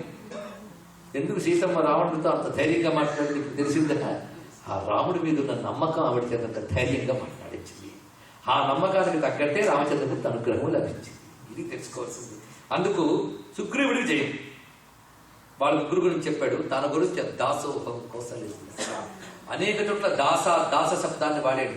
సరిగ్గా రామాయణం చదవక మహాపండితులు అనుకుంటున్న వాళ్ళు కూడా డ్రాస్టిక్ కన్క్లూజన్స్కి వెళ్ళిపోయారు. రామదాసుడు రామభక్తుడు ఏం కాదండి, రాముడు దూత అనుమతులు ఉన్నాడు పండితుడు అంటే వాడు రామాయణం సరిగ్గా చదవలేదు. దాసోహం కోసలేంద్రశ్య చెప్తున్నాడు, నేను రామచంద్రమూర్తి యొక్క దాసుడిని. దాసుడు అంటే ఏమిటి తెలియాలి. దాసుడు అంటే ఎవరండి? కనిపించిన ప్రతిసారి కాళ్ళ మీద పడిపోయేవాడు. కొందరు ఉంటూ ఉంటారండి, గురువుల దగ్గర తీర్థాలకు చేతులు చాచుతారు, కాళ్ళ మీద పడతారు, కానీ వాడు చెప్పిన పని మాత్రం చేయరు. అక్కడ ఉళ్ళొంగలు, కపట భక్తి, అదంతా కూడా. దాసం అంటే అర్థం ఏంటి? దాస్య భక్తిని కూడా మనకు ఉంది కదా. దాస్యము అంటే అనుకూలాచరణ. దాస్యం అంటే అనుకూలాచరణ, ఇది తెలియాలి. ఆయనకు అనుకూలంగా నడుచుకోవడమే దాస్యం, అంతే కదండి. అలాగే భగవంతునికి అనుకూలంగా నడుచుకోవాలి. భగవంతునికి అనుకూలంగా నడుచుకోవడం అంటే ఆయన వెళ్ళిపోతే ఆయన వెళ్తాం, ఆయన కనిపిస్తే కదా వెళ్ళిపోతే నేను వెళ్తాం. భగవంతునికి అనుకూలంగా నడుచుకోవడం అంటే ధర్మాచరణ, ఇది తెలుసుకోండి. ఇతరులు ధర్మాచరణ ఎందుకు చేస్తారో తెలుసా? చేయకపోతే ప్రమాదమేమో అని చేసిన వాళ్ళు కొందరు, అవతల వాడు కొంచెం గుర్తిస్తాడేమో అని చేసిన వాళ్ళు కొందరు. కానీ స్వామికి ఇష్టం, అందుకు నేను ధర్మం ఆచరిస్తాననేవాడు అతి కొద్ది మంది అండి. అందుకే భక్తుడైన వాడు ఎప్పుడు ధర్మం తప్పడు. ఎందుకంటే స్వామికి ధర్మం ఇష్టం, స్వామికి అధర్మం ఇష్టం ఉండదు. అందుకు అనుకూలాచరణ అంటే భగవంతుడికి ప్రీతి కనుక ధర్మాన్ని ఆచరిస్తారు, భగవంతుడికి అర్పణ బుద్ధితో ధర్మాన్ని ఆచరిస్తారు. అప్పుడు తాను ధర్మాన్ని ఆచరిస్తున్నానన్న అహంకారం కూడా ఉండదు. ఇది తెలుసుకోవాల్సింది దాస్య భక్తి. ఇది భక్తి మార్గం. అలాగే తాను చేస్తున్న కర్మంతా రాముడి కార్యానికి అనుకూలంగానే చేస్తున్నాడు. అది దాసోహం కోసలేంద్రస్య రామస్య క్లిష్ట కర్మణ. ఏ దోషము లేని సమగ్రమైన సమర్థవంతమైన కర్మశీలి అయినటువంటి రామచంద్రమూర్తికి నేను దాసుడను. ఈ మాట ఎందుకు ప్రకటించాడో తెలుసా? తర్వాత చూపించబోయేటువంటి ప్రతాపానికి లంక అంత అల్లల్లాడిందండి. దాసుడైన ఈయన వచ్చి ఇంత చేస్తే ఇంకా అతిబలుడు మహాబలుడు వాళ్ళందరూ దిగొస్తే ఏమైపోతామని భయం పుట్టించారు. మాట ఎన్ని రకాలుగా ఉంది చూడండి. దాసోహం కౌసలేంద్రస్య రామస్య క్లిష్ట కర్మ. ఈ మాట మనం కానీ అంటున్నట్టుగా అవుతుంది కదా మంత్రం అయితే. ఇప్పుడు మనం కూడా రామచంద్రమూర్తికి దాసులము అనగానే అహంకారాన్ని అర్పించిన వాడే దాసుడు. ఎందుకంటే దాసుడు యుగో ఉండదు, ఉంటుందా? యుగో ఉంటే దాసుడు ఎలా అవుతాడు? అందుకు తనదైన అహంకారాన్ని ఈశ్వరార్పణం చేసినటువంటిది దాస్యభక్తి. ఇది తెలుసుకోవాల్సింది. అహంకారం ఉన్నంత వరకు ఏది సాధించరు. అహంకారం అణగితే అహం బ్రహ్మాస్మి అర్థమవుతుంది. అందుకు దాసోహం కౌసలేంద్రస్య రామస్య క్లిష్ట కర్మణ హనుమాన్ శత్రు సైన్యానాం నిహంతా మారుతాత్మజ. ఈ దాసుని నేను సామాన్యుడా? శత్రు సైన్యానాం నిహస్త మారుతాత్మజ. నా రావణ సహస్రం మే యుద్ధే ప్రతిబలం భవేత్. వేల కొలది రావణులైన, నిజానికి రావణ సహస్రం అనే శబ్దాన్ని 1000 మంది రావణులు అనక్కర్లే, 1000 మంది రావణులు కూడా అనొచ్చు. వేల కొలది రావణులైనా నా ముందు నిలబడలేరు. ఇది ఎగ్జాజరేషన్ కాదు, నిజం కూడా. హనుమంతుడి ముందు నిలబడలేరు. నా రావణ సహస్రం మే యుద్ధే ప్రతిబలం భవేత్. పైగా మీ రాక్షస బలము 1000 కొలది రావణులు ఎదురుగా నిలబడ్డా నేను అస్త్రాలు శస్త్రాలు వేయక్కర్లేదయ్యా. శిలాభిస్తు ప్రహరత పాదపైచ సహస్రశ అర్ధయిత్వా పురీం లంకాం అభివాజ్యతమైంది సముద్రాత్తో. మొత్తం చేతికన్నా రాళ్ళు రప్పలు చెట్లు చేమలతోనే మొత్తం లంకలో ఉన్న రాక్షసుల్ని నాశనం చేసి లంకని మర్దనం చేసి సీతమ్మకి దండం పెట్టి వచ్చిన పని గుర్తు చేసి తిరిగి వెళ్ళిపోతారు. మొత్తం చెప్పాడు ఇక్కడ. ఇందుకు కథంతా ఉందండి చూడండి. ఇక్కడ మొత్తం నాశనం చేస్తాను, సీతమ్మని చూస్తాను, తిరిగి వెళ్ళిపోతాను. సిద్ధి కూడా చెప్పాడు ఇక్కడ. మొత్తం జయఘోష మంత్రం ఇది. ఈ జయఘోష మంత్రంలో నేను చెప్పిన అర్థములు కొన్ని ఉంటే, చెప్పలేని అర్థములు చాలా ఉన్నాయి. అందుకే మంత్రంలో కొంత అర్థాన్నే చెప్తాం, దాని మీద ఆసక్తి పుట్టించడం కోసం. మంత్రం జపిస్తే మొత్తం అర్థమై ఆసక్తి పోయి ఆ శక్తి లభిస్తుంది, తెలుసుకోండి. అందులో మంత్రంలో ఉన్నటువంటి ఆ శక్తిని జపించి అనుభవించండి. ఇక్కడ అది లడ్డు అంటే ఏమిటో గొప్పగా చెప్పి తియ్యగా ఉంటుందని వర్ణిస్తూ ఉంటే నా మాటలు చాతుర్యం బట్టి తింటున్నంత ఫీలింగ్ వస్తుంది. కానీ తింటే అద్భుతం, అది తెలుసుకోవాల్సింది. అందుకు ఈ మహామంత్ర జయఘోషకి నమస్కారం చేద్దాం. ఎప్పుడైతే వీళ్ళందరూ వచ్చాడో అక్కడ ఒక పెద్ద పరిఘ ఉంది. పరిఘ అంటే గడి అండి. ముఖద్వారానికి పెద్ద గడి ఉంది. ఎంత ఉందో ఆ ద్వారం, ఎంత ఉందో గడి ఎంత ఉందో, ఆ గడి బయట ఓడబెరికండి. ఒక్కసారి ఓడబెరికి గిర్రులను తిప్పెట్టాయి. తిప్పుతున్నప్పుడు ఎలా కనబడుతున్నాడంటే గరుత్మంతుడు పామును పట్టుకున్నట్టు అలా గిర్రను తిప్పి వచ్చే వాళ్ళందరి మీద విసిరెట్టాయి. ఆ విసరడంతోనే చాలా మంది పోయారు. అవలీలుగా తన ప్రతాపంతో అతి కొద్ది క్షణాల్లోనే మొత్తం వచ్చిన కింకరులు నడబడే 80,000 రాక్షసులు మరి పుట్టారు. కొద్దిమంది ఏదో ప్రాణాలు మిగుల్చుకుని తప్పించుకున్నారు. తప్పించుకోలే, ఆయన వదిలేశాడు. ఎందుకంటే న్యూస్ వెళ్ళాలి కదా, అందరూ పోతే తిన్నగా వెళ్ళి చెప్పాడు. చెప్పగానే ఈ లోపల అక్కడ నుంచి బయలుదేరవలసిన వాళ్ళు రావాలి. ఈ లోపల ఈయన ఏం చేశాడు, మళ్ళీ వచ్చేవాళ్ళ వరకు ఖాళీగా కూర్చోవడం ఎందుకు, ఇంకేమో నాశనం చేయడం అనుకున్నాను. అక్కడ ఒక పెద్ద చైత్య ప్రాసాదం కనబడుతుంది, ఒక రాతి కట్టడం పెద్దది. వెళ్ళి దాని యొక్క పై శిఖరం మీదకి వెళ్ళి అక్కడి నుంచి ఘోషిస్తున్నాడు మళ్ళీ మరొక జయఘోష. ఇది అదే జయఘోష. అంటే ఎన్ని మార్లు మంత్రం ఆవృతం అవుతుందో చూడండి. ఇక్కడ మొట్టమొదటి కొంచెం పదం మారింది. అస్త్ర విజయితాం రామో లక్ష్మణశ్చ మహాబల రాజాదేవి సుగ్రీవో, మిగిలిందంతా మామూలే. అస్త్ర విజయితాం అని పెట్టాడు కదా, అస్త్రవిత్. ఇది గొప్ప మాట. అస్త్రములు అంటే మనం చెప్పుకున్నాం మంత్రములు, మంత్రశక్తితో ప్రయోగిస్తే అస్త్రం. అయితే ఏమంటే అస్త్రాలు ఇప్పుడు ఉన్నాయా? లేవు. ద్వాపర యుగం పూర్తవగానే కృష్ణ పరమాత్మ పాదం తీసేసాక అస్త్రశక్తులు వెళ్ళిపోయాయి, క్షీణించిపోయాయి. ఎందుకంటే కృష్ణ పరమాత్మ పాదం తీయగానే కలి ప్రవేశించింది. కలి ప్రవేశించగానే అల్పబుద్ధులు అల్పాయుష్కులు వాళ్ళ సంఖ్య పెరిగిపోతుంది. ఎంత అల్పబుద్ధులు పెరిగిపోతాయంటే వాళ్ళ బుద్ధులే మహాబుద్ధులు అనుకుని వాదించే అల్పబుద్ధులు పెరిగిపోతాయి. అజ్ఞానమే జ్ఞానమని విడిచిపడి అహంకరించే వాళ్ళు పెరిగిపోయే కాలం కలికాలం. శక్తులు పోతాయి, దానితో మంత్రశక్తులు ఇవన్నీ ఉపసంహరించుకుపోతాయి. ఇది తెలుసుకోవాలి. గొప్ప గొప్ప విద్యలు అంతరించిపోతాయి, అంతరించిపోతాయి. ఎందుకంటే యోగ్యులైన వాళ్ళు లేనప్పుడు విద్యలు సాక్షాత్కరించవు. విద్యలు జడ పదార్థములు కావు, విద్యలు చైతన్యముక్తులు. యోగ్యులు ఎవరుంటే వాళ్ళ ముందు ప్రకాశిస్తాయి. యోగ్యతలు తగ్గితే, తపస్సులు తగ్గితే విద్యలు అంతరించిపోతాయి. తెలుసుకోండి, లభించదు. అందుకే అస్త్ర విద్యలు పోయి. అస్త్రం అంటే మంత్రశక్తి. అలానే మంత్రశక్తిని గ్రహించగలిగేటువంటి ఉత్తమమైనటువంటి మానవులు ఆ రోజులు ఉండే వాళ్ళు తపశక్తి సంపన్నులు. మొత్తానికి రామచంద్రమూర్తి అస్త్రవేత్త, సర్వాస్త్రములు ఆయనలో ఉన్నాయి. ఇక్కడ మంత్ర విశేషం కూడా తీసుకోవచ్చు. మామూలుగా ప్రయోగించే అస్త్రములే కాకుండా రామమూర్తితో ఒక పెద్ద అస్త్రం అండి, కోదండ రామాస్త్రం అనే అస్త్రం ఉంది. అంటే మంత్రం. ఆ మంత్రాన్ని జపించే వారికి రామరక్ష లభిస్తుంది. అలాంటివి ఉన్నాయి. ఇప్పుడు బ్రహ్మాస్త్ర, ఇంద్రాస్త్ర, వారుణాస్త్రాలు పోయవచ్చు, కానీ సరైన గురువు ద్వారా సరియైన మంత్రాన్ని సరియైన పద్ధతిలో ఉపాసన పొంది చేస్తే ఆ మంత్రం అస్త్రమై సాధకుడిని కాపాడుతుంది. వాడు అడుగడుగునా కాపాడుతుంది. ఇది గ్రహించగలగాలంటే ఎన్నో ఉదాహరణలో నేను చెప్పచ్చు, కానీ సమయం చాలు. ఇటీవల కాలంలో, అప్పటిదాకా ఎందుకు, తప్పకుండా వాడి చుట్టూ కాపాడుతుంది. అంబరీషుడిని సుదర్శనం కాపాడినట్టు తప్పకుండా మంత్రానికి శక్తిని. కోదండ రామాస్త్రం, పైగా విశ్వామిత్రుడు ఇచ్చిన అస్త్రములన్నీ స్వామిలో లీనమైపోయాయి. చిత్రం ఏంటంటే, ఎప్పుడైనా ఈ క్షత్రియులు వాళ్ళు ఆ రోజుల్లో ఒక అస్త్రాన్ని సాధన చేసి ఆ దేవతను ప్రార్థన చేసి నన్ను అనుగ్రహించు అంటే అస్త్రశక్తి వాళ్ళని అనుగ్రహిస్తుంటారు. కానీ రామచంద్రమూర్తికి విశ్వామిత్రుడు అస్త్రములు ఇస్తుంటే పుచ్చుకుంటూ ఉంటే అస్త్రదేవతలు వచ్చి రాముడికి దండం పెట్టాడు. స్వామి ఏం చేయమంటావని ప్రదక్షిణ చేసేది రాముడు వారికి. అవసరమైనప్పుడు చూసుకుందాంలే అన్న. అప్పుడు అవన్నీ దండం పెట్టి రాముడిలోకి వెళ్ళిపోయాడు. అంటే రాముడే నారాయణ తేజస్సు, అందులో సర్వాస్త్రములు వెళ్ళిపోయాయి. ఇప్పుడు రాముడు ఎవడయ్యాడు? సర్వ అస్త్ర శక్తులు కలిగిన రాముడు. అలాంటి రాముడిని ఎవడు ధ్యానిస్తాడో వాడికి సర్వదేవతాస్త్ర సంపత్తులతో కూడిన రామ మంత్రమే అస్త్రమే కాపాడుతుంది. తెలుసుకోవాలి. అది అస్త్ర విజయితో రామం అనడంలో విశేషమైంది. సర్వమంత్రమయుడు రామచంద్రమూర్తి అనే భావాన్ని ఇక్కడ ప్రకటించాడు. ఇది ఉపాసనాపరంగా తెలుసుకోవాల్సిన కోణం. అక్కడ ఆ పదాన్ని ప్రయోగించడంలో ఎంత గొప్పగా వేశాడు. రాముడు ఎవరనుకున్నారు? మీరు రావణుడేవో తపస్సు చేసి బోల్డ్ అస్త్రాలు సంపాదించాడేమో. మరి రామచంద్రమూర్తి సర్వాస్త్రవేత్త, సర్వాస్త్రమయుడు. అది ఇక్కడ చెప్పడం. అందుకే రామమంత్రం ఒక 10,000 మహామంత్రాలు పెట్టు, సర్వాస్త్ర స్వరూపుడు. ఈ విధంగా హనుమ ప్రకటించి అక్కడ ఆ చైత్యప్రాసాదము యొక్క ఒక స్తంభం కూడా వెలికెట్టారు. అప్పుడే వనరక్షకులైన కొన్ని 100 మంది రాక్షసులు ఇచ్చారు. తిప్పాడు ఆ స్తంభాన్ని. ఎంత వేగంగా తిప్పాడంటే మంట పుట్టింది దాంట్లో నుంచి. ఆ అగ్నితో కొన్ని తగలబెట్టాడు అక్కడ.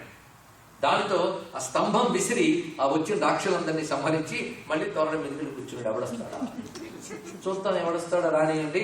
అను వాళ్ళ పని ఎలా పూర్తి చేస్తాడు. ఆ తర్వాత స్వామి చేసే ఘనకార్యాలు ఇవన్నీ చెప్పుకోవడానికి మనకు ఒక్క రోజు. ఈసారి హ్యూస్టన్ వచ్చినప్పుడు నా చేతుల మీదుగా ఒక భాగవత కైంకర్యం జరిగింది. ఇది నాకు రామచంద్రమూర్తి ఇచ్చినటువంటి ఒక అనుగ్రహంగా నేను భావన చేస్తున్నాను. అంటే మన సంస్కృతిని పరిరక్షించడానికి ఎంతమంది తప్పిస్తున్నారనేది ఇక్కడ ఉన్న వాళ్ళు గమనించుకుని, అలా తప్పించుతున్న వాళ్ళంత స్థాయిలో మనం తప్పించకపోయినా కనీసం ఆ కృషి చేస్తున్న వాళ్ళకి చేయూతనివ్వడమైనా మన కనీస కర్తవ్యం. ఆ భాషలో పుట్టినందుకు, ఆ దేశంలో పుట్టినందుకు, అక్కడ పుట్టిన శరీరాన్ని ఇక్కడ మోసుకు తిరుగుతున్నందుకైనా మనం ఈ సంస్కృతిని కాపాడవలసిన బాధ్యత ఉంది. ఈ మంచి పనులు చేస్తున్న వాళ్ళని ప్రోత్సహించడం, వాటిని ఆదరించడం, వ్యాప్తి చేయడం, ఈ మూడు మనందరి కర్తవ్యంగా.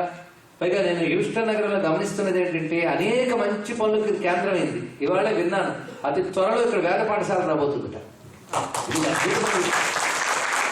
పైగా నాకు హ్యూస్టన్ గారు ఎప్పుడు గుర్తొచ్చే ఎన్నో మంచి పనులు చేస్తూ ఏమి చేయనట్టు ఉన్నటువంటి ఒక మంచి మనిషి ఇక్కడ ఉన్నారు. నిర్మలమైన హృదయం, నిష్కపటమైనటువంటి భాషాభక్తి, సాహిత్య భక్తి ఉన్నటువంటి వ్యక్తి.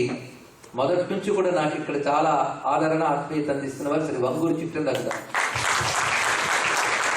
పేరు చెప్పకముందు అందరూ తీసుకున్నారంటే మీకు తెలుసు లక్షణాలను ఆయనకు ఉన్నాయండి. నేను కొత్తగా ఏం చెప్పలేదు అక్కడ. అంటే ఆ సర్వసమర్థతను అంత గొప్పగా చెప్పారు నిజంగా. అలాగే ఇక్కడ కుర్రవాడు కానీ మహాపిడుగు అందరికీ తెలుసు. ఎవరైనా నేను చెప్పలేదు, మీరే తెలుసు. ఆ సురేష్ గారికి ఉన్నటువంటి పెద్ద ప్లస్ ఏమిటి అంటే ఆయన సర్వసమర్థుడు. పైగా ఆయన గురించి వాళ్ళ మాట చెప్పారు, మీరు పెద్ద చిన్నపిల్లాడండి అని. అంటే సమర్థతలో పెద్దరికం ఉన్న మనస్సులో మాత్రం పసితనం, ఆ నిర్మలమైన మనస్సు. ఆయన ముఖం చూస్తేనే ఆ ప్రసన్న భావం కలుగుతుంది నాకు. ఆయన గొప్పతనం ఏంటంటే మంచి మిత్రబలం. ఆ మిత్రబలం వల్ల ఆయన అన్ని సాధిస్తున్నారు. ఆ మిత్రబలంలో ఆయనకి అగ్నికి ఆజ్యంలాగా తోడైనటువంటి వారు ఇదిగో అయ్యగారు సీతారాం గారు. వీళ్ళందరూ మన సంస్కృతి వ్యాప్తికి చేసిన కృషి. వాళ్ళ పిల్లలు కూర్చుని చక్కగా వేదము, శ్లోకములు, సంగీతము పాడుతూ ఉంటే రేపు పొద్దుట వీళ్ళందరినీ తీసుకువెళ్ళి మన తెలుగు నాట ఆంధ్రత్వం అంటే ఇది అని బోధింపజేయాలేమో క్లాసులు పెట్టి అనిపించింది నాకు. అలాంటి గొప్ప చైతన్యం వీళ్ళందరి దగ్గర ఉన్నది. అందుకే ఇక్కడ నేను వచ్చి ఆ విధమైన అనుభూతిని పొందాను. ఎన్నో మంచి పనులు చేస్తున్నారు. అలాగే వీళ్ళకి మంచి బలంగా ఉండి ఈ కార్యక్రమం అంతా ఇంత విజయవంతం చేయడానికి ఈ ఉద్యమంలో ఆయన తోడున్నటువంటి వాళ్ళని గమనిస్తూనే ఉన్నాను.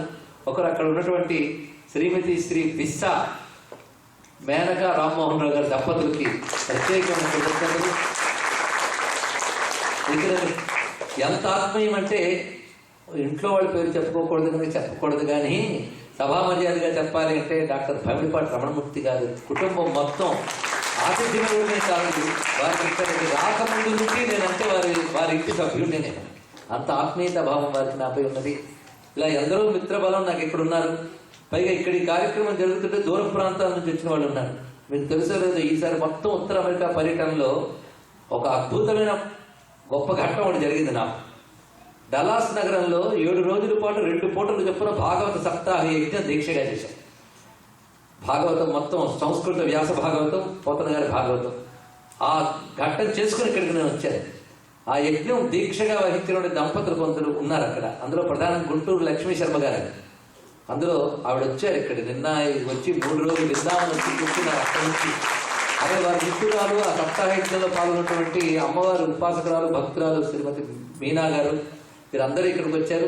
వారికి నా తరఫున, ఈ సంస్థ తరఫున కూడా స్వాగతము, అభినందనలు పలుకుతూ, అలాగే రామభక్తులైనటువంటి మా సతీష్ గారి దంపతులు, ఇలా అనేక మంది, అలా ఆస్టిన్ నగరం నుంచి శివరామ్ అనే కుర్రవాడు కానీ ఆయన కూడా సుధీష్ లాంటి వాడే.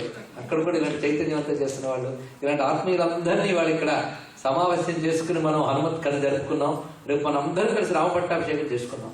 రామపట్టాభిషేకం ఏం చేస్తుందంటే మన బ్రతుకుల్ని చాలా బాగు చేసి ఒక స్థితికి తీసుకెళ్లడమే కాదు, మొత్తం ఒక సనాతన ధర్మానికి పట్టాభిషేకం. రాముడికి పట్టాభిషేకం అంటే ధర్మానికి పట్టాభిషేకం. రాముడికి బాధ్యత చెప్తే ధర్మం కాపాడబడుతుంది. అందుకు ఏ ధర్మం నిలబడాలని ఇంతమంది పెద్దలు తపరపడుతున్నారో ఆ ధర్మం నిలపడానికి రేపు రామచంద్రమూర్తికి మనం పట్టం కడదాం. భారతదేశం ప్రపంచ దేశాల్లో అన్ని విధాల క్షేమకరమైన, ధార్మికమైన అగ్రదేశంగా భాషించాలి. అదేవిధంగా మనం ఉన్నటువంటి, మనకు ఆశ్రయం ఇచ్చినటువంటి ఈ దేశం కూడా పచ్చగా వర్ధిల్లాలి, అన్ని మైత్రి వర్ధిల్లాలి అనేటువంటి భావనతో రేపు రామపట్టాభిషేకానికి సన్నద్ధులవుదాం. స్వస్తి.